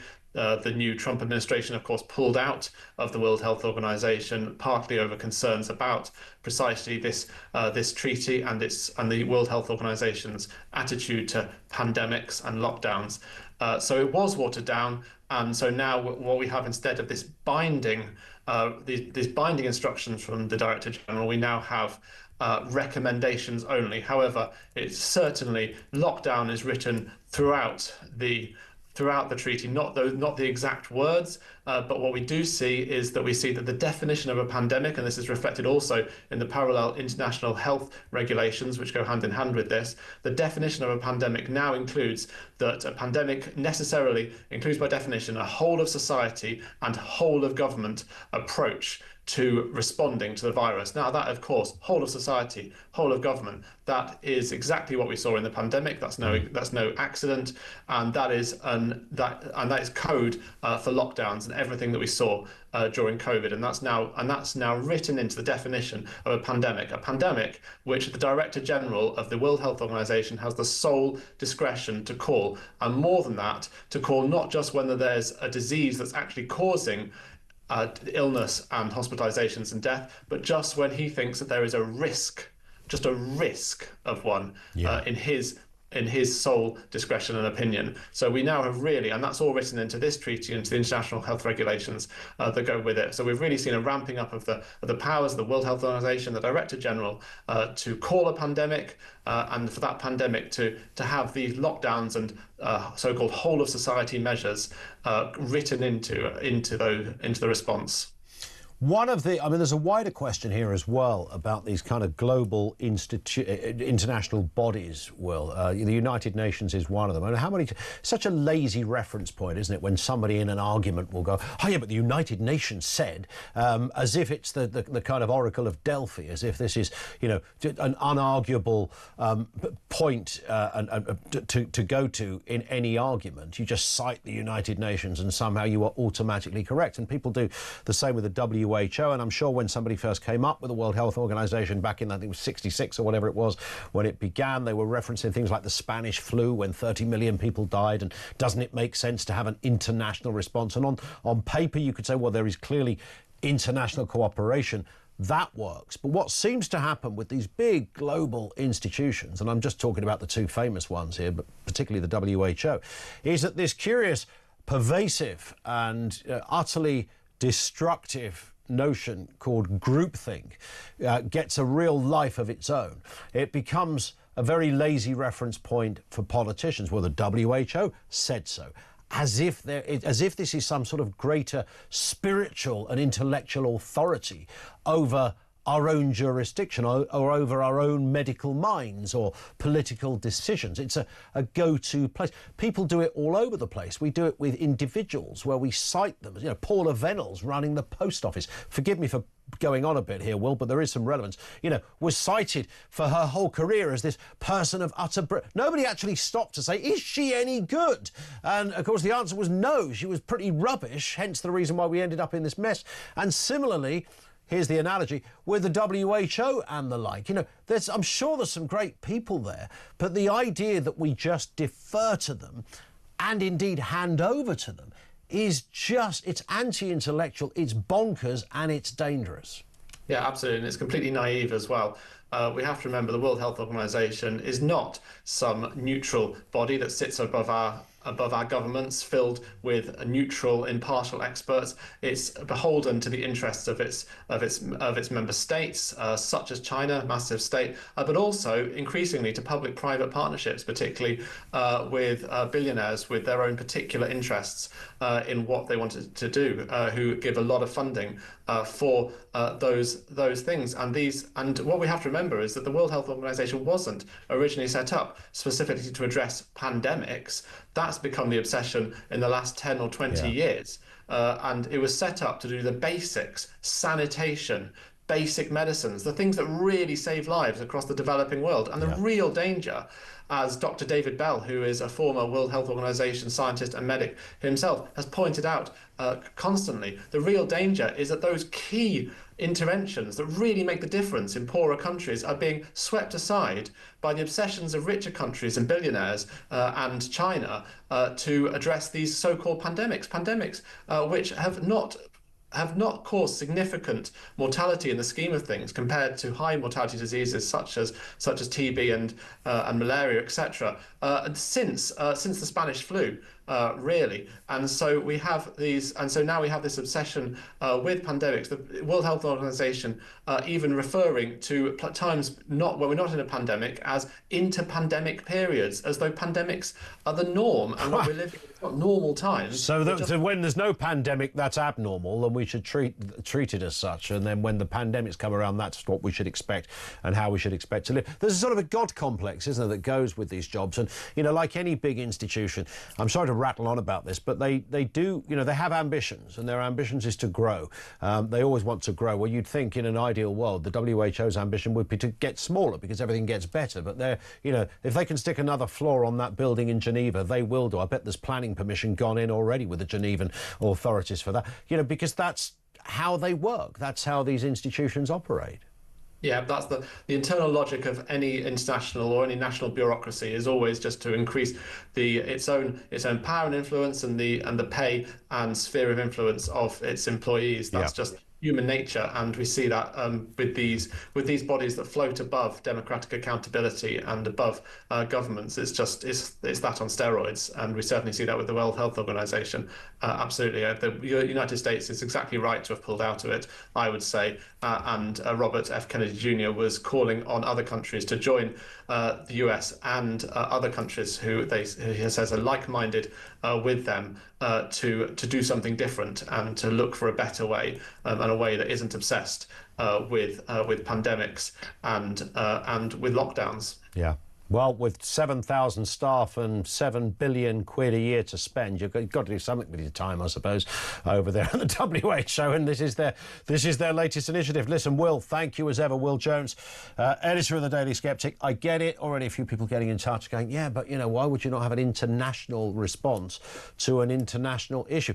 You would. There's nothing wrong with a WHO-type institution makes a coordinated approach, and having a kind of middle group, particularly matters medical, does make sense. I get the notion of it. What I don't get is the overreach of it. And when you start getting into global institutions having a greater say-so on your own autonomous domestic issues, I mean, really, you have to treat that with that is giving away power, quite literally giving away democracy to another body that nobody elected.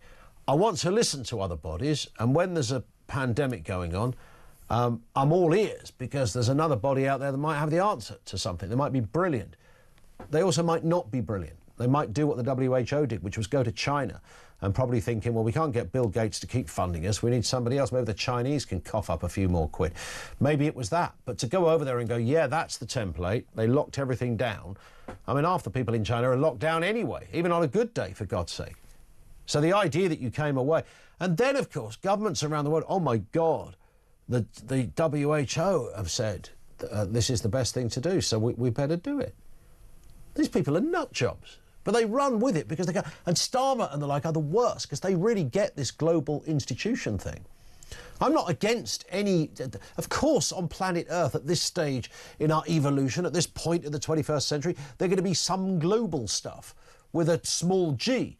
But the idea that you have institutions that are overarching, overreaching and more powerful than domestic democracies is a problem for me. It should be a problem for anyone, but the Starmer kind of thinking is that these are go-to institutions that will always kind of know best. Well, you know, let's go.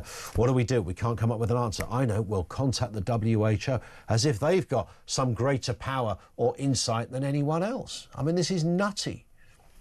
0344 499 1000. Back with more calls from you, coming next on Talk.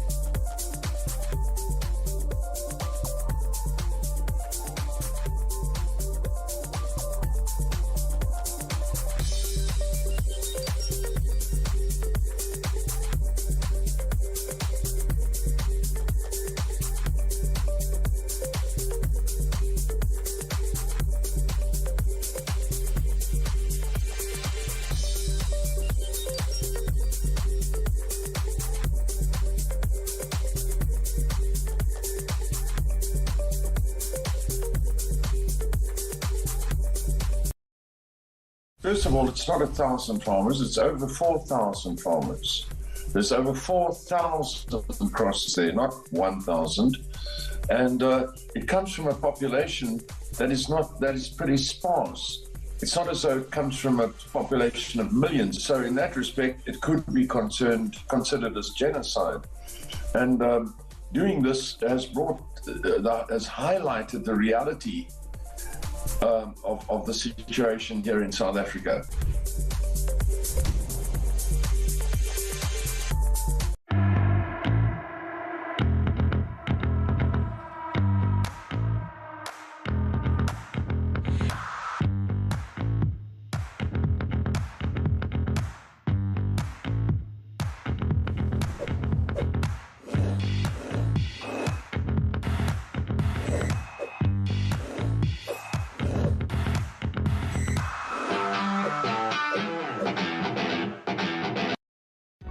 Across the UK, on DAB+, on your smart speaker, on your smart TV, and on your side. This is Talk.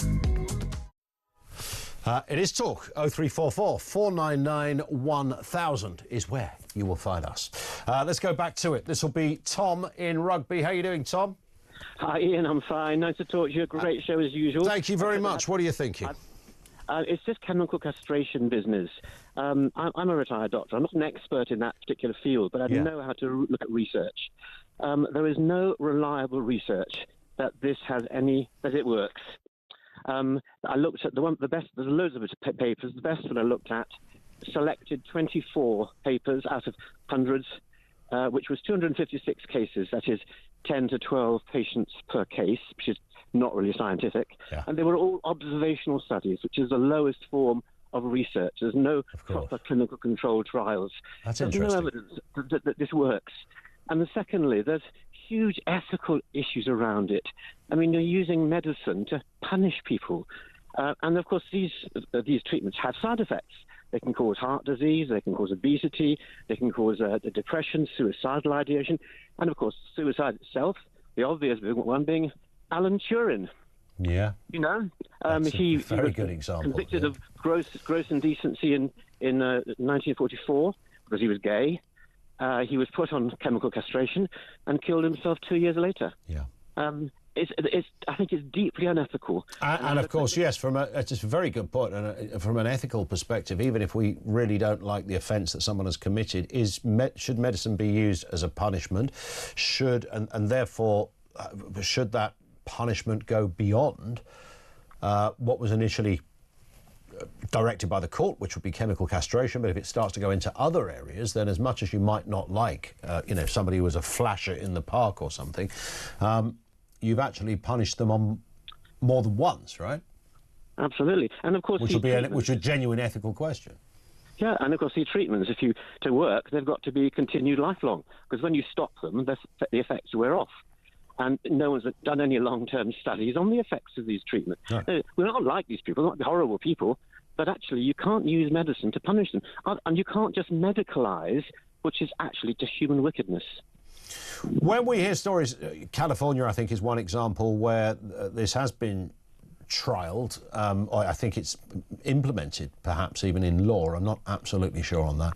But certainly anecdotally, I'm hearing people say, well, it seems to have worked. Would that suggest that perhaps there's a rethink on this, Tom, or that the medical world would need a rethink, or that it's early days?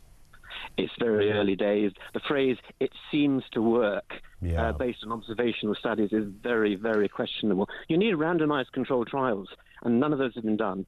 So we don't actually know. It's a great point. Thank you, Tom. Really appreciate that. Tom in Rugby. You know what? It's an area... My response on this when we started, it was just chop your Charlies off. If you're a sex offender and you've done that horrible stuff, then, are you worth any oxygen?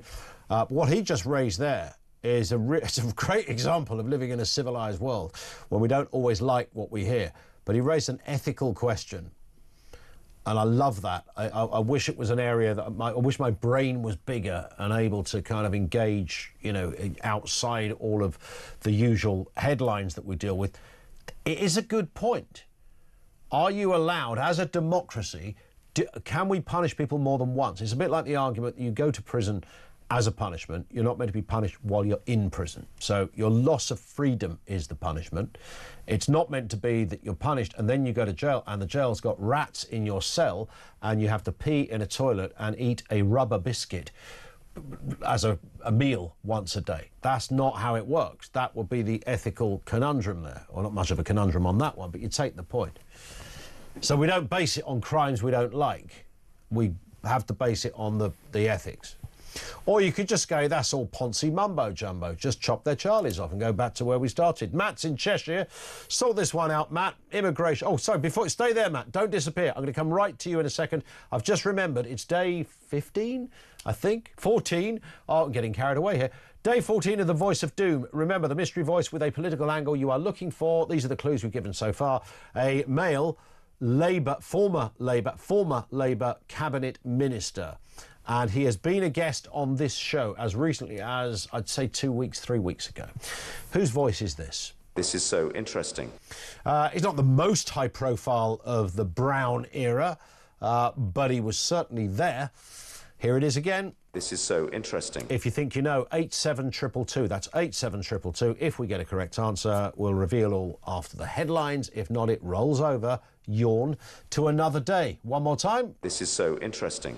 Who is that? 87222. A former Labour cabinet minister who served under Gordon Brown. There was an extra clue there, didn't there? The Gordon Brown bit. It was under Blair. I don't think it was under Blair, but he was definitely under Gordon Brown. And he's appeared on this show on more than one occasion. In a different capacity now. Back to your calls. Matt's in Cheshire. Sorry, Matt, we took a slight delay there. What have you got for us? Immigration figures. What are you making of this? Thank you very much, Ian, and good afternoon. I watched Politics Live on the BBC earlier. Oh, dear. And they were celebrating as if this was an achievement. Right. And like a vindication of the political establishment. Yeah. There was then a mindless middle-upper-class debate about immigration, where James Cleverly was perhaps the most normal person in the debate, missing all the obvious and serious points on immigration that probably 80% of the British public share. This is an indication of how truly insane the political class are and the mainstream media. 430,000 is 9 times the population of my town. That's everyone I ever grew up with, every pensioner and every neighbour I've ever had, replicated in Deliveroo drivers and Amazon drivers that don't speak English and park in the middle of the road, and hundreds of thousands of net drains that bring nothing to Britain. And I rejoice in anticipation of the nearing generational obliteration of the Labour Party. And I tell you what, you couldn't have put it in a better way, Matt. Thank you very much as ever. What a wonderfully succinct, rhythmic way to describe what the heck is going on at the moment. And I think that is quite a lot.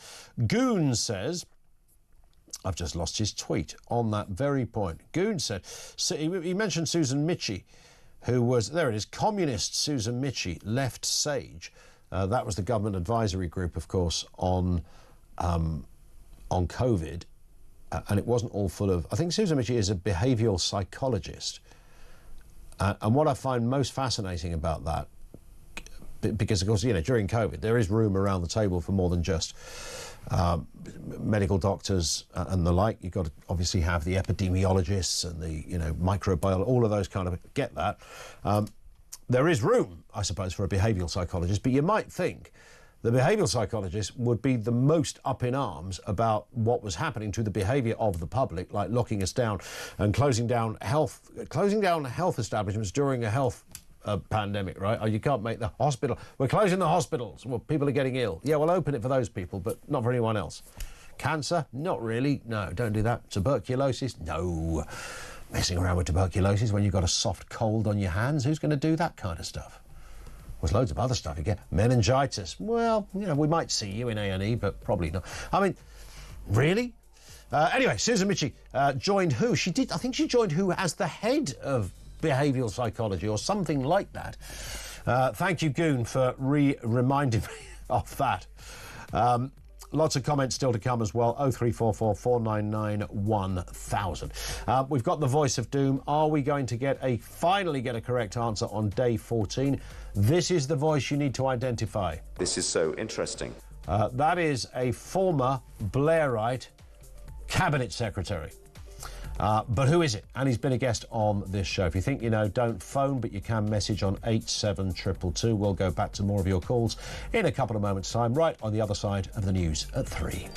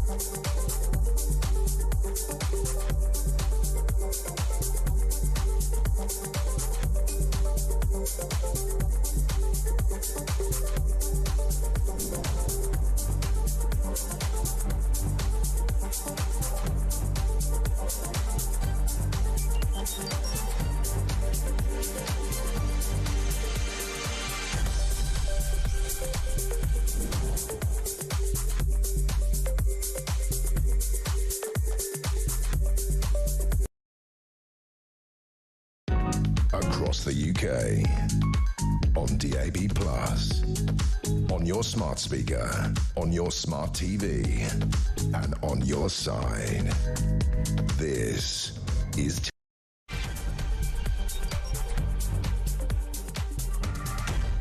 3 minutes after 3 o'clock. Welcome back to the programme. Big headline today, net migration has halved in a year. This was after a Tory crackdown on overseas workers and student visas, but it is the biggest calendar year drop since the early days of the pandemic. But with more than 430,000 arrivals, the equivalent to the size of Bristol, or Edinburgh almost for that matter, can we really celebrate these numbers, or are you saying, yeah, bring it on and let's get them even lower? Should we be careful? What we wish for, is one school of thought. Also this afternoon, former Foreign Secretary James Cleverly has slammed the handover of the Chagos Islands to Mauritius on this programme as a dirty deal done behind the scenes, and warned Labour can't be trusted not to give away more UK territory after that last-minute High Court challenge over Chagos failed earlier today. And budget airlines could introduce standing-only seats as early as next year after the designs are said to have finally passed the safety test. I mean, as long as you're not going to Singapore or Sydney, then, I mean, yeah, to Jersey maybe? Standing up? That's just before they introduce the next scheme, which is outside toilets. Can't wait for that.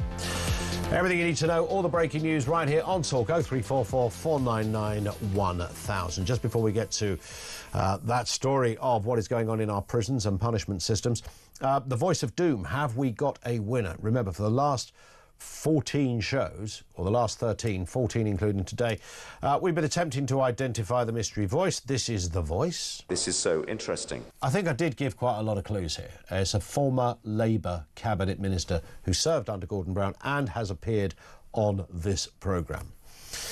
These are some of the answers we had. Alan Milburn, good answer. Wrong answer, though. John Hutton, no. Keith Hill, no. Bill Rammell, Stephen Kinnock, no. Stephen Kinnock wasn't even an MP back then. James Purnell, it is not. Alistair Darling, it is not. Alan Johnson, of course, who was Mr Brown's Home Secretary, it is not. Douglas Alexander, the absence of the Scottish accent would suggest it is not. However, we have got a winner. Oh. That's how it goes. Alison in Kent. I mean, the budget is really high at the moment, you will have noticed. Alison in Kent, well done. The answer was John Denham. John Denham was the answer, who was the Communities Secretary under Gordon Brown. And he does appear on this show and has appeared quite regularly. He now is, I think, is Professor of English Studies at, am I right in saying Southampton University? I think so. Southampton University, Professor of English Studies, really good on that stuff. I once did a debate, I had to chair a debate with Gordon Brown when he was the Prime Minister, Alan Johnson at the Home Secretary, and John Denham, who was the Community Secretary at the time as well. It was the three of them in a town hall somewhere in East London. I can't quite remember where it was. But it was it was 2 hours of in front of an audience debate. And John Denham was a fairly anonymous cabinet minister. I think he'd be the first to admit that. But now does great work on English studies and brilliant on talking about, you know, patriotism and what it is and what it isn't, etc. John Denham, the right answer. Well done, Alison in Kent. And all of you who were barking at the radio saying, I knew it was Denham. Every day, I knew it was Denham. I'd have staked my money on it. It means we'll have a brand new Voice of Doom tomorrow at around about 2:45. Now, as we've been discussing, a national rollout covering 20 prisons will pilot the use of chemical castration of sex offenders.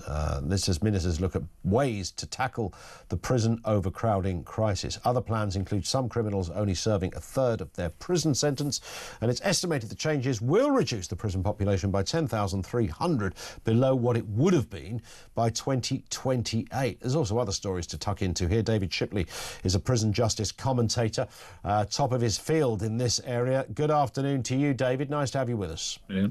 Now, we're told this has worked elsewhere, this castration idea. We took a call just before the news from a doctor, retired doctor, but he was talking about ethics around this. Not an unreasonable point to introduce. I guess they're all factors in these kind of debates, but certainly the government are going ahead with this, it seems, and I didn't realise they'd already been trialling this. Yeah, I don't think any of us really realised. It was mentioned yesterday in a briefing that David Gauke was at, which I attended. And I think we were all quite surprised, but apparently they've been trialling it here in the southwest of England for some time now. My understanding is it doesn't apply to most sex offenders, though. So most sex offenders won't actually benefit from or be less likely to offend if they have these kinds of treatments. It's believed to be a very small subsection who do see a behaviour change. And I also understand it's voluntary, is that right? So the pilot, which is currently running, is voluntary. I think the view of the Gauke review is that it should be voluntary, but they do recognise that some countries make it mandatory, and really that would be a matter for the government, of the Parliament to legislate if they decide to use it. Yeah. And in terms, did you manage to get any information yesterday, David, on which sex offenders this would work with or on? My understanding is that, as I said, for most sex offenders, it actually doesn't make a difference because their offending isn't driven by sexual desire. Right, OK. They're driven by the desire to have power and harm people. But apparently there are some sex offenders who have essentially, like, put it crudely, such a high sex drive that it overwhelms their rational decision-making. And some of those people, I suspect, are the ones who would volunteer because they don't like being this way, and something which allows them to manage that behaviour in a healthier way could be quite appealing. So I think that's the sort of people we're talking about here. And this, as I understand it, would be one of the many types of prisoner that might therefore be eligible for an early release because of this. Yes, or I suspect perhaps even would avoid prison entirely. The goal of all of this, remember, is to create space in the prison system. This isn't happening because the Labour government are desperate to make the justice system less focused on prison. Really, the issue is there's no room left, and without something drastic, the prison system's going to fill up and the justice system will stop. Yeah. So what they're looking at is different things that could be done instead of prison. So they talk a lot about technology, and you could easily imagine a scenario where a sex offender is required to take these suppressing drugs on a consistent basis and is under a home curfew controlled by a tag. And doing that instead of prison would be much cheaper. And if that makes people as safe or safer, then that would be the government's approach, I suspect. This, as you say, is all part of trying to reduce the prison population. Now, when we talk about and do phone-ins on this kind of stuff, David, some of the suggestions that tend to come through are things like, well, something like 12% of the prison population are foreign criminals. Surely that would be a starting point, at least, even if there were logistical reasons why you couldn't send all of those criminals back to their home country. But why not investigate it? The other one, of course, very topical right now, is that if you're in jail because of a tweet, or you're in jail because of I don't know, a protest or something, or in jail because you didn't pay your TV licence, they're all areas that immediately we could look at and say, those people don't go to prison. We'll find other ways of punishing them, but not prison. I'm sure, I don't like to give governments too much credit, but, you know, every time I do wave these issues, often off the record to ministers, they will say, like, you don't think we've thought about this stuff? I'm sure it does come across their desk. Why do they not act on what many people see as blindingly obvious? I think it's a great question. Gawk, to his credit, has looked at the issue of foreign national offenders and talks about it in this report. I think the point he and the government make, though, is that about a third of those foreign nationals are awaiting trial. So, you know, the principle of justice says you've got to find someone guilty before you kick them out of the country, which I think is fair enough. The other issue they're quite concerned about is if someone commits quite a serious offence and has a 5 or 10 or 15-year sentence, they're a foreign national. If we immediately deport them, then they might end up not serving that sentence unless we've got an agreement with the country they're being sent to. Now, you could say, well, I don't care, they're out of this country, they can never come back. And I think that's an argument people might make. But the risk, of course, then is if you create categories of foreign nationals who essentially face no punishment for quite serious crimes, that could and would be used by organised crime as a tool. You know, you would get people bringing over hitmen from other countries, and the hitman would know that he's just going to be deported instantly. So that could be a risk. So I think there are bits to manage there. What Gawk's recommending is that anyone who's a foreign national has been sentenced to less than 3 years is deported at the point of a third of the way through their sentence. I mean, I think you could argue deport them straight away. On the issue of how speech offences are treated, I mean, I think I've been very vocal about this online and in print, that I don't think we should jail people for speech offences. I think we need a law around free speech much more like the US model, where if you only get treated as having incited violence if you are making a direct and specific incitement of violence in a specific situation. That's not what the law is here. One of the weird things, though, about Gawk's sentencing review is it doesn't really look at sentencing. He hasn't really engaged with how we sentence different crimes, where there are very big disparities. You know, the fact that we don't really jail men caught with child sexual abuse imagery, for example. No. Very rarely do they get jailed, but we jail people for speech offences. Very long sentences for drug importation, relatively not such long sentences for knife crime. You know, these are strange disparities in the system, and I think there's a real missed opportunity here, and the sentencing review hasn't looked at any of this, which is a shame. Yeah, and it's the what. I don't jump to the defence of Keir Starmer, but, you know, and he unfortunately has copped this moniker of two-tier Keir.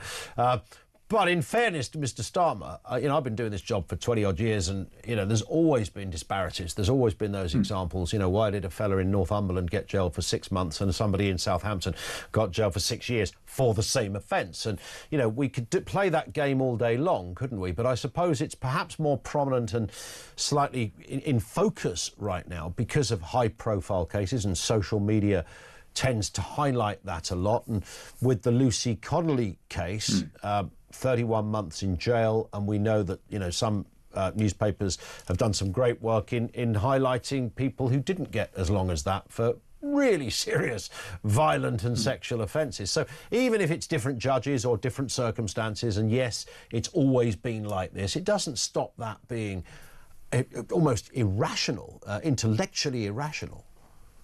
Yeah, I completely agree. And I think, as I said, particularly with speech offences in this country, I think our law is wrong. We had another one this week where Gary Lineker is facing criminal investigation for some very unpleasant images he's posted, which have been criticised as being anti-Semitic. And I think it's not good as a country that we use the criminal law to police offensive speech. What Lucy Connolly tweeted was dreadful.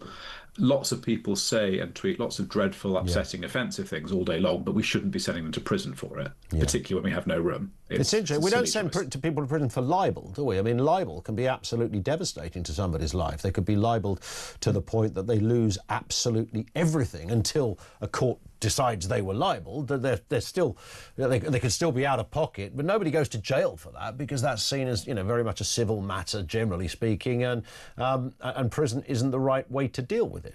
But yet, people saying bad words on social media is, for some reason, a huge clampdown.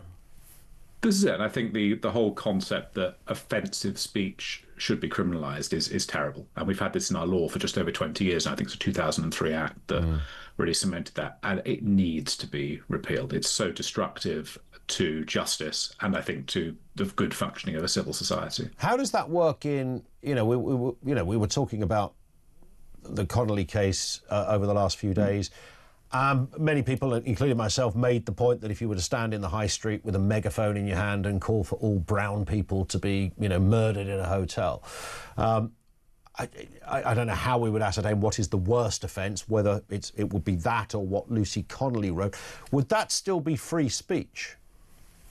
So I think I'd rely on the US model, where, as I understand it, you have to be making a specific incitement to specific violence. So in that case, if you were standing with a mob in the street and you said, right, let's go down to the Holiday Inn, other hotels chains are of course available, and burn it down because there's migrants there, that would be at 8 o'clock tonight. It has to be a very specific invitation to a specific act, and that's the model and the law in the US, and it seems to work perfectly well. I think we should try to get to something like that, because that's what a free country really is. And I think anybody, and I suppose because of the curious way the law works, the fact she pleaded guilty to it, because, were you guilty of writing that tweet? Yes.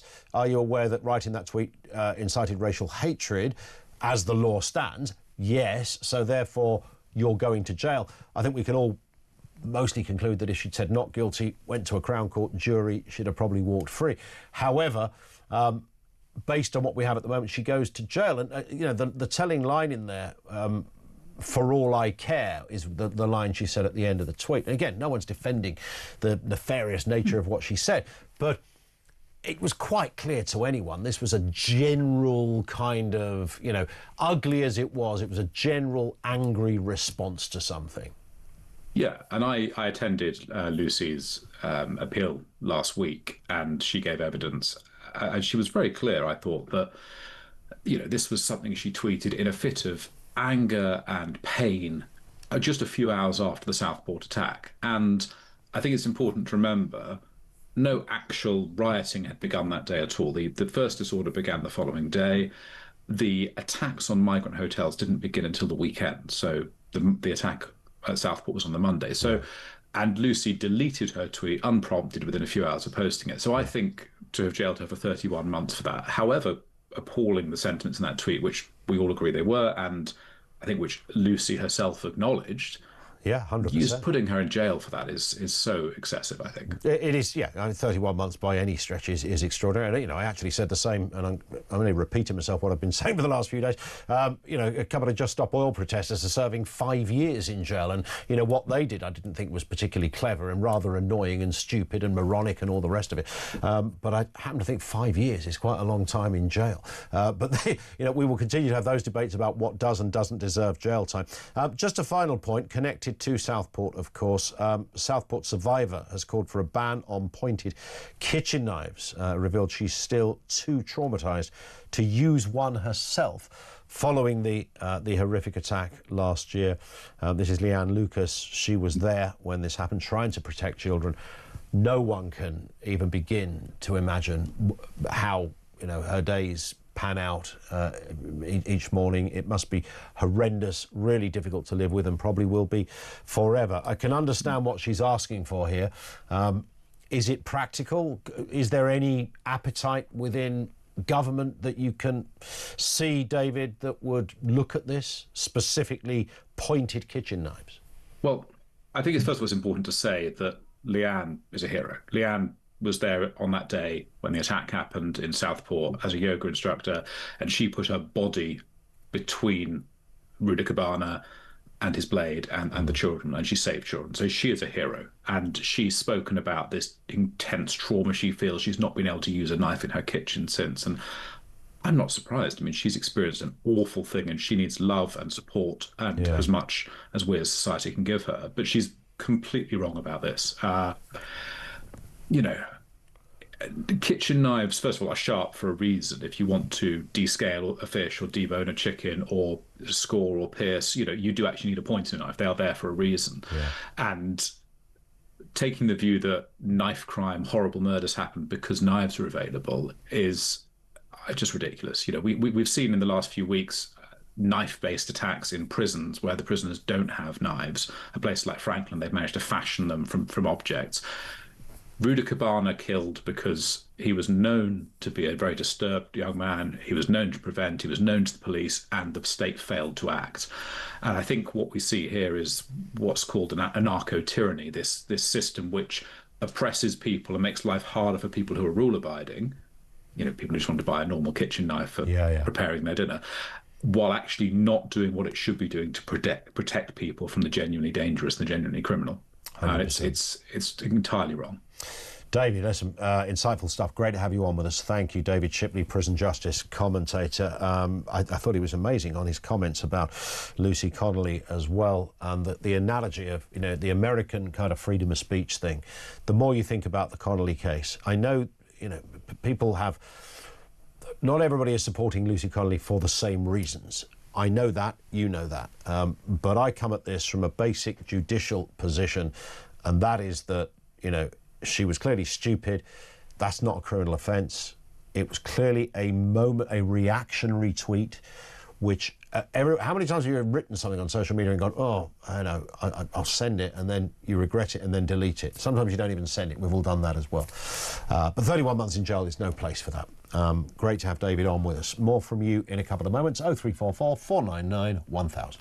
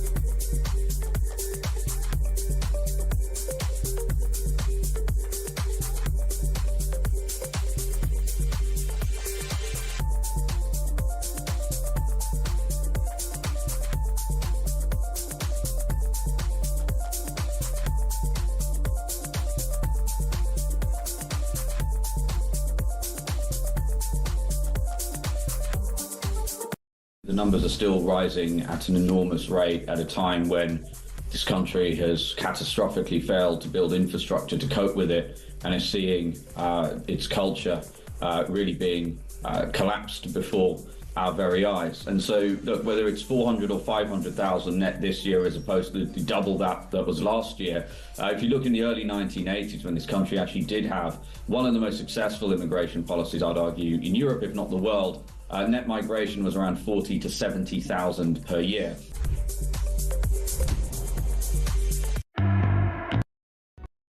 Across the UK, across across the UK. On DAB+, on your smart speaker, on your smart TV, and on your side.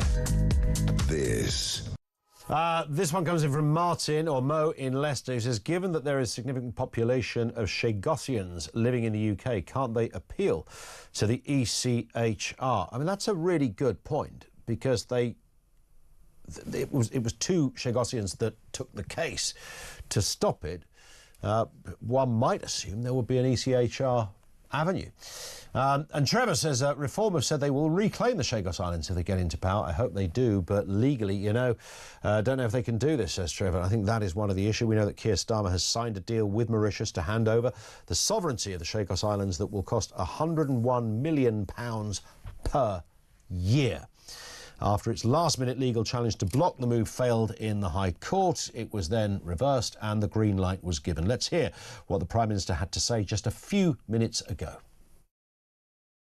So there's no alternative but to act in Britain's national interest. By agreeing to this deal now on our terms, we're securing strong protections, including from malign influence, that will allow the base to operate well into the next century, helping to keep us safe for generations to come.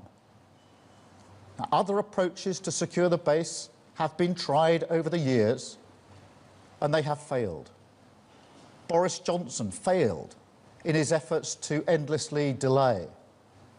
Liz Truss then started the negotiations. We inherited a negotiation in which the principle of giving up UK sovereignty had already been conceded by the previous Tory government. Our deal has concluded those negotiations in the national interest. Or has it? Well, earlier in the show, I spoke with the former Foreign Secretary James Cleverly, who suggested people simply cannot trust Labour, particularly on things now like Gibraltar and the Falkland Islands. It won't just be Chagos, he said. Well, they keep saying, oh, no, those are not on the table. But the point is they have now demonstrated to the world in this negotiation, as in so many others, that under any kind of pressure, they roll over. This is a really, really negative signal they're sending to the world. Just as we're seeing with a U-turn on winter fuel allowance, because their backbenchers got a little bit shirty, Keir Starmer and the Labour government do not have the resolve to act in the national best interest. All our adversaries, competitors around the world can sense that, and it's going to make maintaining Britain's interests around the world a whole load harder, because the whole world has seen that Keir Starmer rolls over at the first sign of pressure. There it is. Let's take a call on this. Sylvie is in Hertfordshire on Chagos. Sylvie, what are you making of it all? Good afternoon. Hello, Ian. Hi. I'm absolutely disgusted. Listening to James Cleverly before got me so riled up that I did the rare thing of calling in, blaming Labour, who, yes, I give the blame to, but blaming them for this fiasco of national security by selling out our national sovereign territory of the Chagos Islands is absolutely ridiculous. If this all started under the Tories, why were they having, quote, discussions in good faith, unquote, with Mauritius? It is absolutely ridiculous. We own the islands. We bought the islands. Mauritius has never had the islands. So why is it a good thing? So you're saying there should never have been any dialogue over this? Of course not. Of course not. So the Tories opened the door on this, and now they're ranting and raving, quite rightly, but they started it all. So what hypocrites. Yeah, I did put that to him, and he said his answer was, well, I never signed a deal, and my successor, David Cameron, as Foreign Secretary, he never signed a deal either. So the Tories didn't sign a deal. No, they didn't, absolutely. But they started the discussions, so they were negotiating. So there was clearly something to discuss, otherwise they wouldn't have bothered to turn up for a meeting, right? Exactly, and they should never, ever have been discussing it. We should not be handing over really important territory that we need for the defence of the West. And Mauritius is closely aligned with China. So what the hell is going on here? Well, the government argue that it puts us in a more secure place by throwing, was it 9 billion, could be 18 billion quid at this project for the next 99 years in order to have the security that you've just raised, to address those security issues that you've just raised, Sylvie. This government claims on a daily basis that black is white and white is black. Yeah, they do that quite well, don't they? Nuts. Sylvie, I mean, that's exactly the sentence that I think we need Kemi Badenoch shouting from the dispatch box. This is nuts. But, of course, Starmer just mentioned it in his speech. Look, you know, the Tories had done a lot of the legwork on this. They had talked about it. You know, the fact they talked... Sylvie just raised... You know, not an unreasonable point. Why were they even round the table? If this was so precious to the Conservatives, what were they even doing at a meeting? You know, oh, we want to buy the Chagos. Well, it's not for sale, mate. So, no, there is no meeting. But there was a meeting. So there clearly was some concern. I'm sure there's another layer to this story. I mean, Mark in Suffolk says the media needs to follow the money on this one. It stinks. And maybe it's that. David, a correction on a comment from someone about reform reclaiming Chagos. Reform has not said it will reclaim Chagos, but will rip up the annual payment deal with Mauritius. And the payment deal, we are told, as far as I can ascertain, Theo Ashwood was at the hearing for us a little earlier, that the payment deal is for, you know, in part for the protection and the access and to ensure security. So they tell us. We'll have more. You can't. Everything's upside down and black and white and un-black and white at the moment, right? 0344 499 1000. It's 3:30. We'll talk about travel and that new, budget airlines and standing up on a plane, whatever next. Details coming right here on Talk.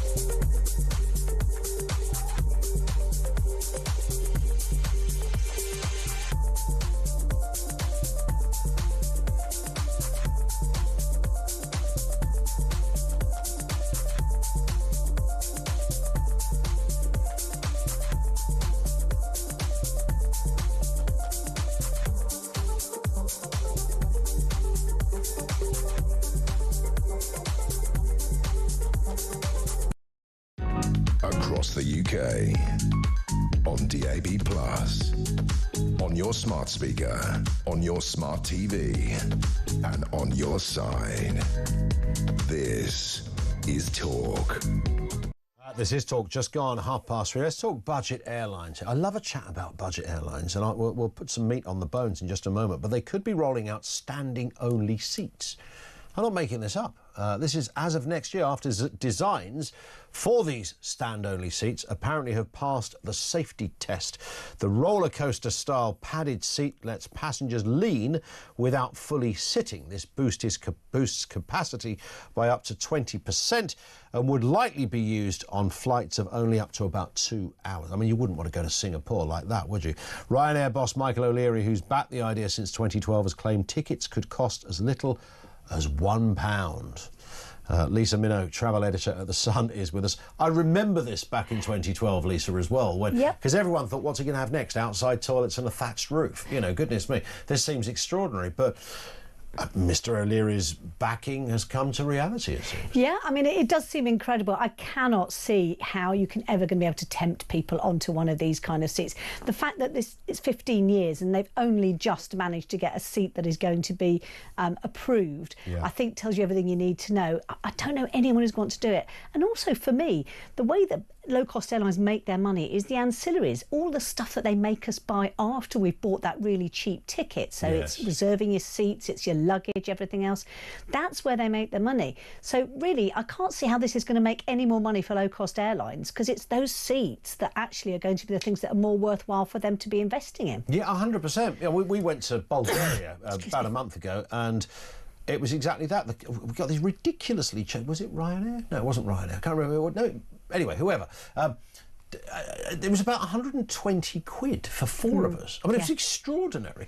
But then, of course, you get the little tick box. Do you want the extra this? Do you want a bit more leg room? Do you want blah, blah, blah? And it came up to about 500 quid, which, by the way, for four people was still quite cheap.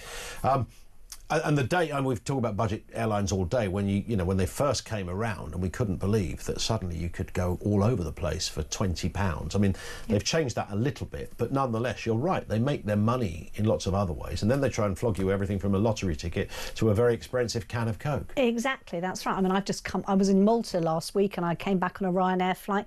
They did 6 rounds up and down the plane trying to flog food and drink. And, they really do work hard, those, the crew on those things, because they're desperate to try to make the money. That's what they're there to actually try to do. So whether or not this will ever come into fruition, I doubt it. It's 15 years in the making, isn't it? They say it's a sort of roller coaster style padded seat, so I assume you can you can put your bottom on it and sort of lay back, but your feet will still be on the ground, won't they? So you'll be standing... Well, it depends. I mean, it's a big difference in height between the two of us, isn't there? That's true. I'm tiny. Would I have my legs dangling off? I mean, that definitely to me would not sound like it'd be something that would be comfortable at all. And what about your luggage as well? Yep. Exactly.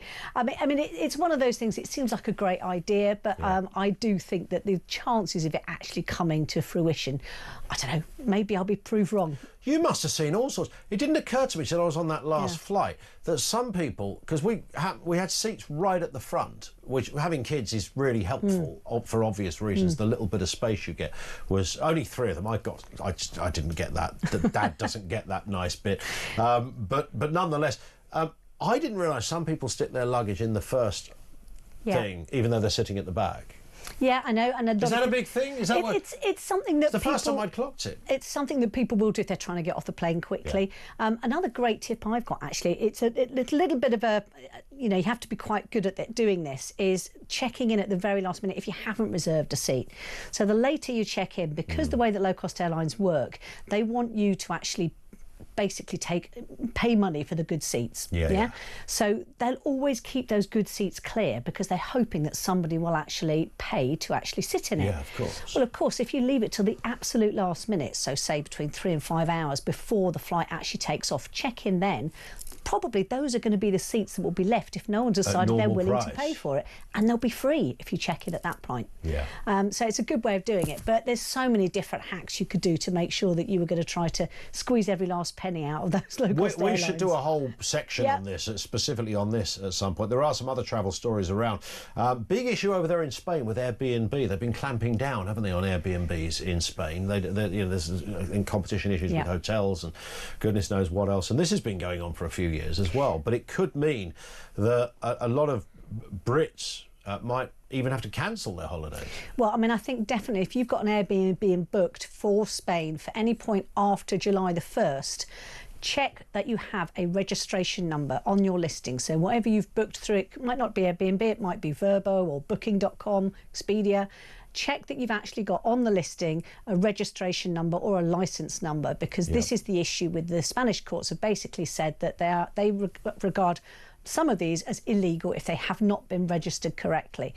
It's a bureaucracy thing as well, because of course, depending on where you are and what region of Spain, sometimes you have to register with the local authorities and the national authorities. But this new EU rule coming in on July the 1st, and Spain are very keen to make sure that they're cracking down on what they see as illegal lets because they have got housing crisis over there at the moment. A lot of tourism protests we've seen in the likes of the Balearics, and just this last weekend in the Canaries as well.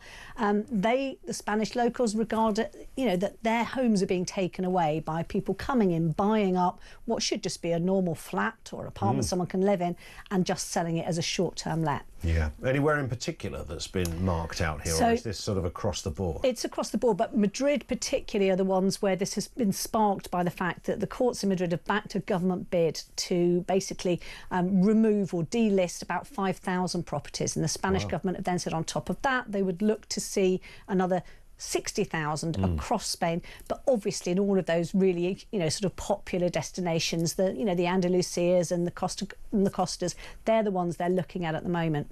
Interestingly, though, when they did this in New York, so they actually, banned lets for under 30 days in New York, it didn't have the desired effect. Rents still went up, and what also happened was that hotel prices went up by almost double the price of inflation, because of course there was less competition around. So it's not necessarily a case that's definitely going to be a good thing. And just linking Ryanair and Spain, for another story, hand luggage fees could soon be banned after a court ruling on this as well. That's right. Well, the Spanish they're big on this. They have a very different way of describing what hand luggage is. So in their eyes, they regard hand luggage as being one of those bigger wheelie cases that you can take on board a plane. So up to 55 centimetres high, a big hand luggage. What Ryanair have done, and all of the low-cost airlines have done in various different ways over the last few years, is just reduce and reduce and reduce what you can actually take on for free. So now for free you can only take on something you can fit under the seat in front of you, and that's about 20 centimetres by 22 centimetres by 40 centimetres. I think that's the sort of size of the case. It's not very big at all, and their argument in Spain is that that's not what they regard as being a reasonable size case. Whether that actually will come to actually be beneficial here in the UK, I don't think so. Because it can differ on long hauls, can't it? Because I panicked about this when I went to America last year, because I also noticed that like BA and Virgin have slightly different dimensions of, you'd think there'd be an international thing. That would be great, wouldn't it? Wouldn't it? But it was only by centimetres, but centimetres mattered in this case, because I thought I don't want to be one of those people where you have to take everything out and leave the case or whatever. So the small wheelie case, like the smallest one you can get in the sort of nest of cases, that wouldn't normally be acceptable on some airlines. Not on Ryanair as a free case. No, that would be too big. And that's the sort of argument that the Spanish court has had. Now, Ryanair are obviously, with their very, very flanks of lawyers, are going to be fighting this, they're going to be appealing this. And it's not necessarily the case that that's going to then be the case across all nations. It might just be that that's going to be something that's happening in Spain. But they will be fighting this tooth and nail because, as I said at the start, the ancillaries, all of those extras that they make us pay for, that's how the low-cost airlines make their money. I saw at Sofia Airport, it was an absolute beauty. You might have seen this as well, Lisa, where, and I could see this coming. We'd already sort of checked in and we were just waiting for the plane, looking at a queue, getting ready to board, passengers being asked to put their bag into one of those little contraptions to prove that it was the right size. This woman comes along with a bag. I mean, I thought there was a body in it. I mean, it was so big, I thought that's never going to go in there.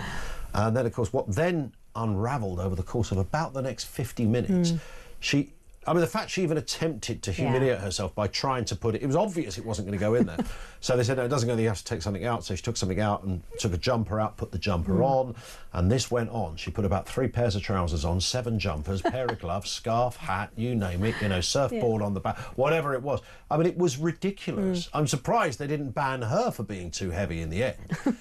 Because she was twice the size by the time she'd finished this charade. Exactly, but it is really expensive. If they get you at that point when you literally are about to board the plane, it's £70 for your case to then go into the hold, which means you're then going to be waiting around at baggage when you get to your destination. So they won't let you take it into the cabin, no, even if you pay. It still goes into the hold, Because they've then got to transfer that in, and most of the luggage might already be in at that point. Yeah, I mean, honestly, if you're booking on any low-cost airline, because the sizes are different different for every single one. Yeah. Double check before you go. And there's some really nifty bits of kit out there at the moment. There's one case I've seen where you can actually remove the wheels. So it's a bit too big for those little Ryanair ones. Take the wheels off. Take the wheels off and it fits perfectly. The other thing as well to keep an eye out for, Ryanair's latest trick is what they've been doing is people who've got sort of soft-sided cases, so soft cases, they're looking at it and going, yeah, although that technically fits in now, it could expand to be bigger and then it won't meet the regulations. Right. So we're charging you anyway. Really? Yeah. It's absolutely astonishing. Well, that's carnage. I know, yeah. But as again, you know, it is thought that, you know, the people on the desks, they are incentivized to make sure they can get as many bags as possible charged for. So it really does make sense to double check before you set off for the airport that you've got exactly the right size case. They're also, do you know, this is just sounds like almost an irrelevant point, but it's not. It's quite hard to measure a suitcase. It is, yes. Does that make sense? Yeah. Because you think you go from top to bottom, but they're a bit rounded. Back to when I went to America, and I was going mad over this, and I looked at my little suitcase for hand luggage. I only wanted hand luggage only because the rest of the family were out there. And I thought, yeah, that will fit. I think it will fit. But at the last minute, I bottled it, and I went and bought a holdall. And I didn't know. I know I'm a suave man about town, Lisa. It wasn't Louis Vuitton, but it was, you know, it cost me more than it would have cost me to pay for it to go in the hold if I got the case wrong. So I bought the hold, and when I got on, you know, when I was in the queue to get on the plane, loads of people had the very suitcase I could have. But it's the risk, isn't it? Because the last thing I want. You're not going to be the likes of BA and Virgin Atlantic. They're not going to be nickel and diming your cases like that. No. That's not their. It's not their way of working. It's not how they make their money. You're probably okay on a long haul flight, but obviously still make sure that your luggage is within the kilograms. Because don't take a big old, you know. Yeah, and then Kim Kardashian case packet full of bricks type things. You know, so absolutely. Although they did get me on the cost of the Wi-Fi up there, but I mean that's a first world problem, isn't it? Well, I mean it's great to have, isn't it? And actually, some of the airlines I think are going to have a unique selling point on those long haul flights. Yeah. They are starting to offer it as a sort of, you know, free if you're in certain classes, perhaps premium economy or in business class. Yeah. But it definitely would, for some people, it's a big deal breaker, and they would actually choose an airline. I found it really useful. Although mysteriously, I never did ask for my money back. It stopped working after about 4 hours of a 7-hour flight, but. Yeah. Am I really going to try and get £8 back? You know, I mean, just one more. Talking of Wi-Fi and the like, data roaming and all the rest of it. Your phone ain't going to do what it used to do. Well, it hasn't since the Brexit vote. So, but what we were hoping was that it was going to be included in this latest reset with the EU. And although we've had some success in the sense that we will be able to use the e-gates eventually, not this summer, unfortunately, as Keir said, but it looks like when they introduce the new entry-exit system, we will be using more e-gates in Europe, and that can only be a good thing. Not as many queues for us to be in.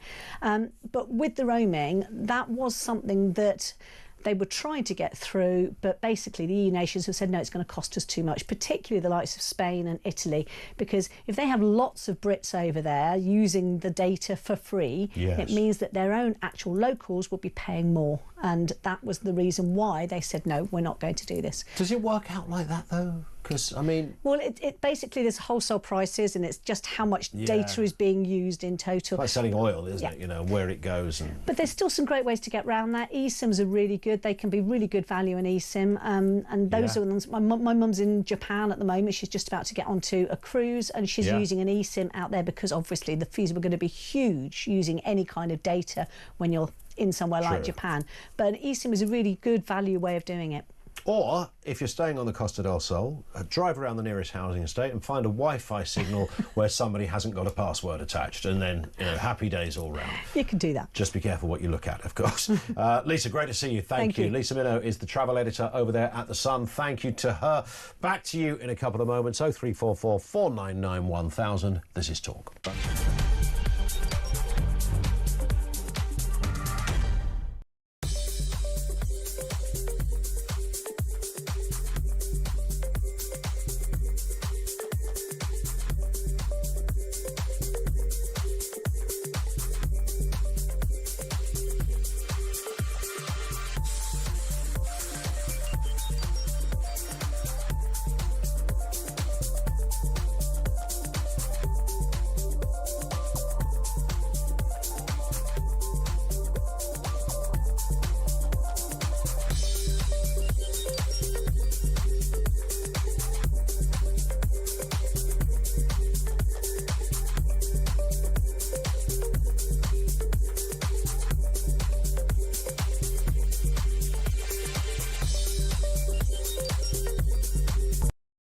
small daughter was 6 years of age at the time, and I went to a home on a farm that I had, which I was painting out for renting.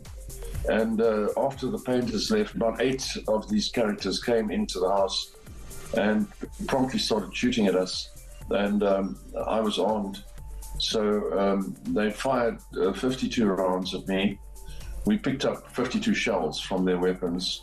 I fired 2 rounds, and I killed 3 of them.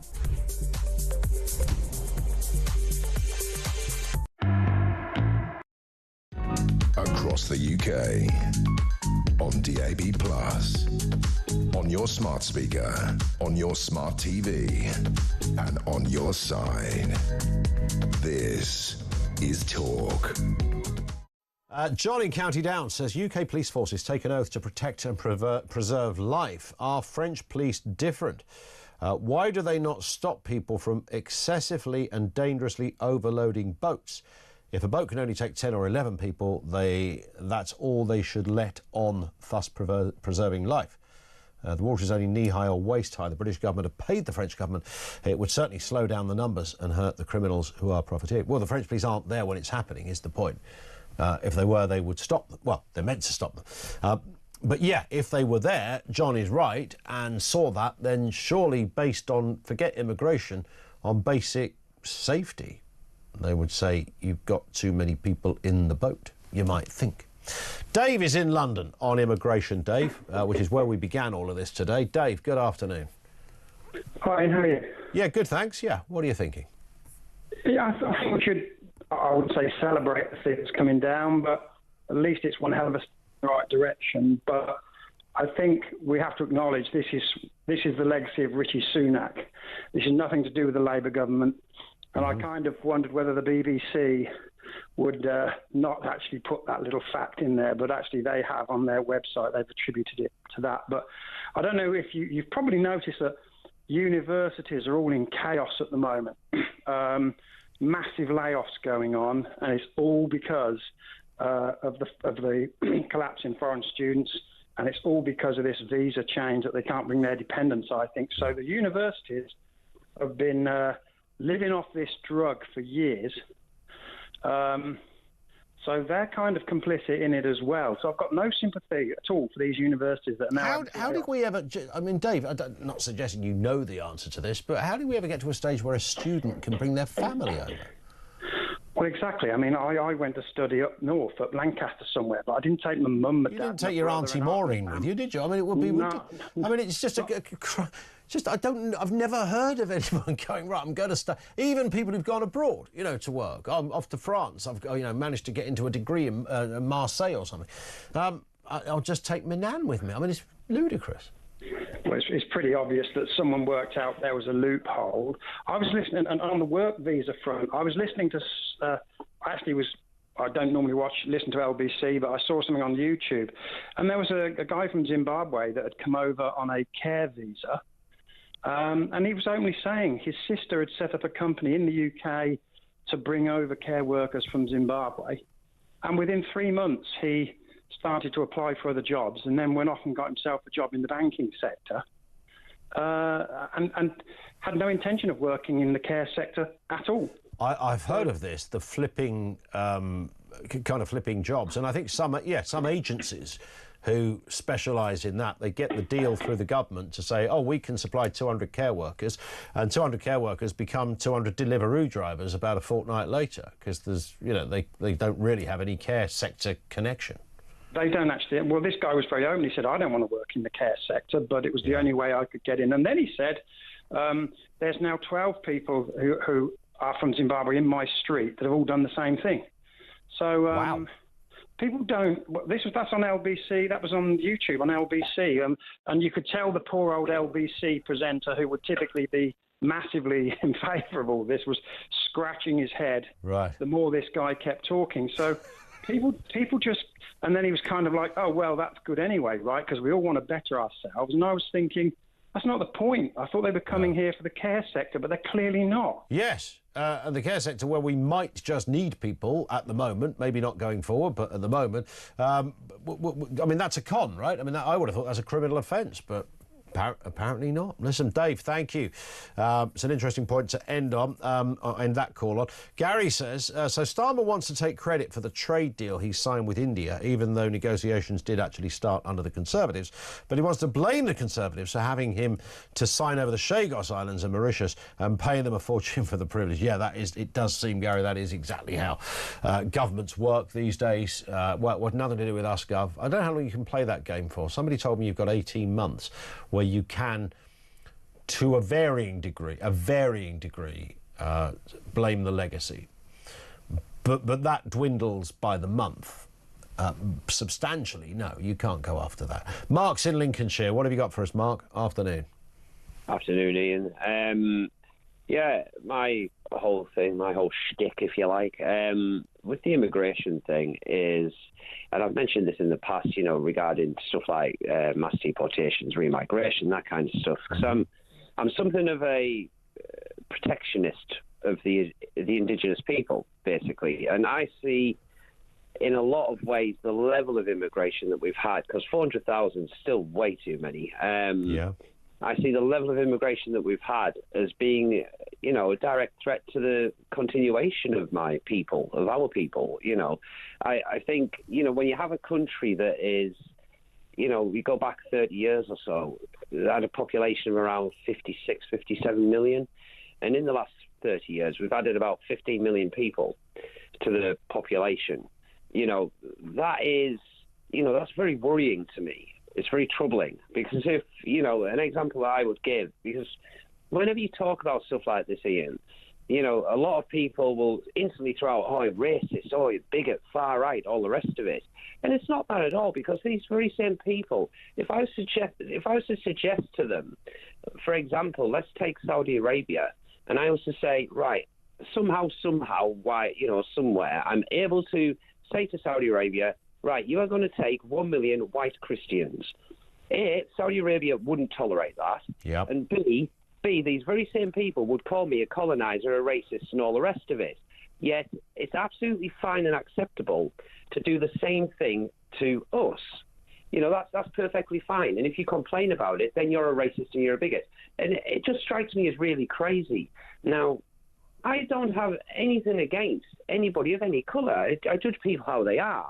And if somebody's here and they're adopting the British culture, they're working and they're a benefit to the society and improving society, then fantastic. I have no issue with them.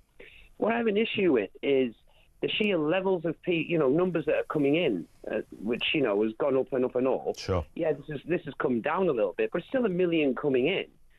100%. There's a million people, and I think we need more information, and I'm sure it's out there somewhere, if you delve into to the figures and crunch the numbers, as to who those people are, what sectors they're going to work in, what areas they're going to work in. I'm not suggesting they're illegal in that sense. They got rubber stamps somehow, Mark, didn't they? They got, got the visa and the paperwork, but you do have to reasonably, it's almost a national duty, right? It's a national duty of government to protect its borders. Well, absolutely.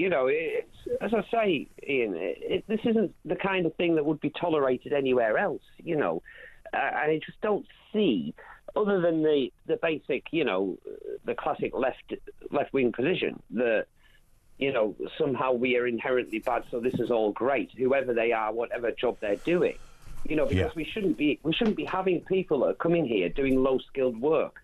I've argued for quite a while.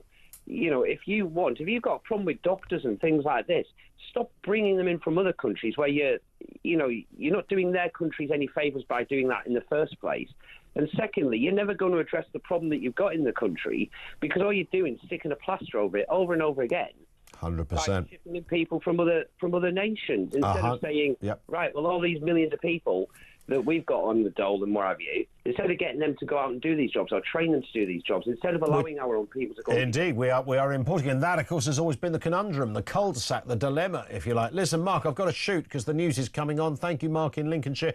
Peter Cardwell is here on the other side of the news with a very busy show looking at that team that have been diligently working Like, do you remember The Elves and the Shoemaker? That great book as a kid. That's what it's like on your show, isn't it? It is, of course. Through the night, working away. You don't even always know who they are, but they're there, and they produce this wonderful show. Produce the shoes. The shoes and the shoes. The shoes. It sounds like it's a very posh way of saying shows. On my shoe today. We'll be talking about the sticking the boot into the government.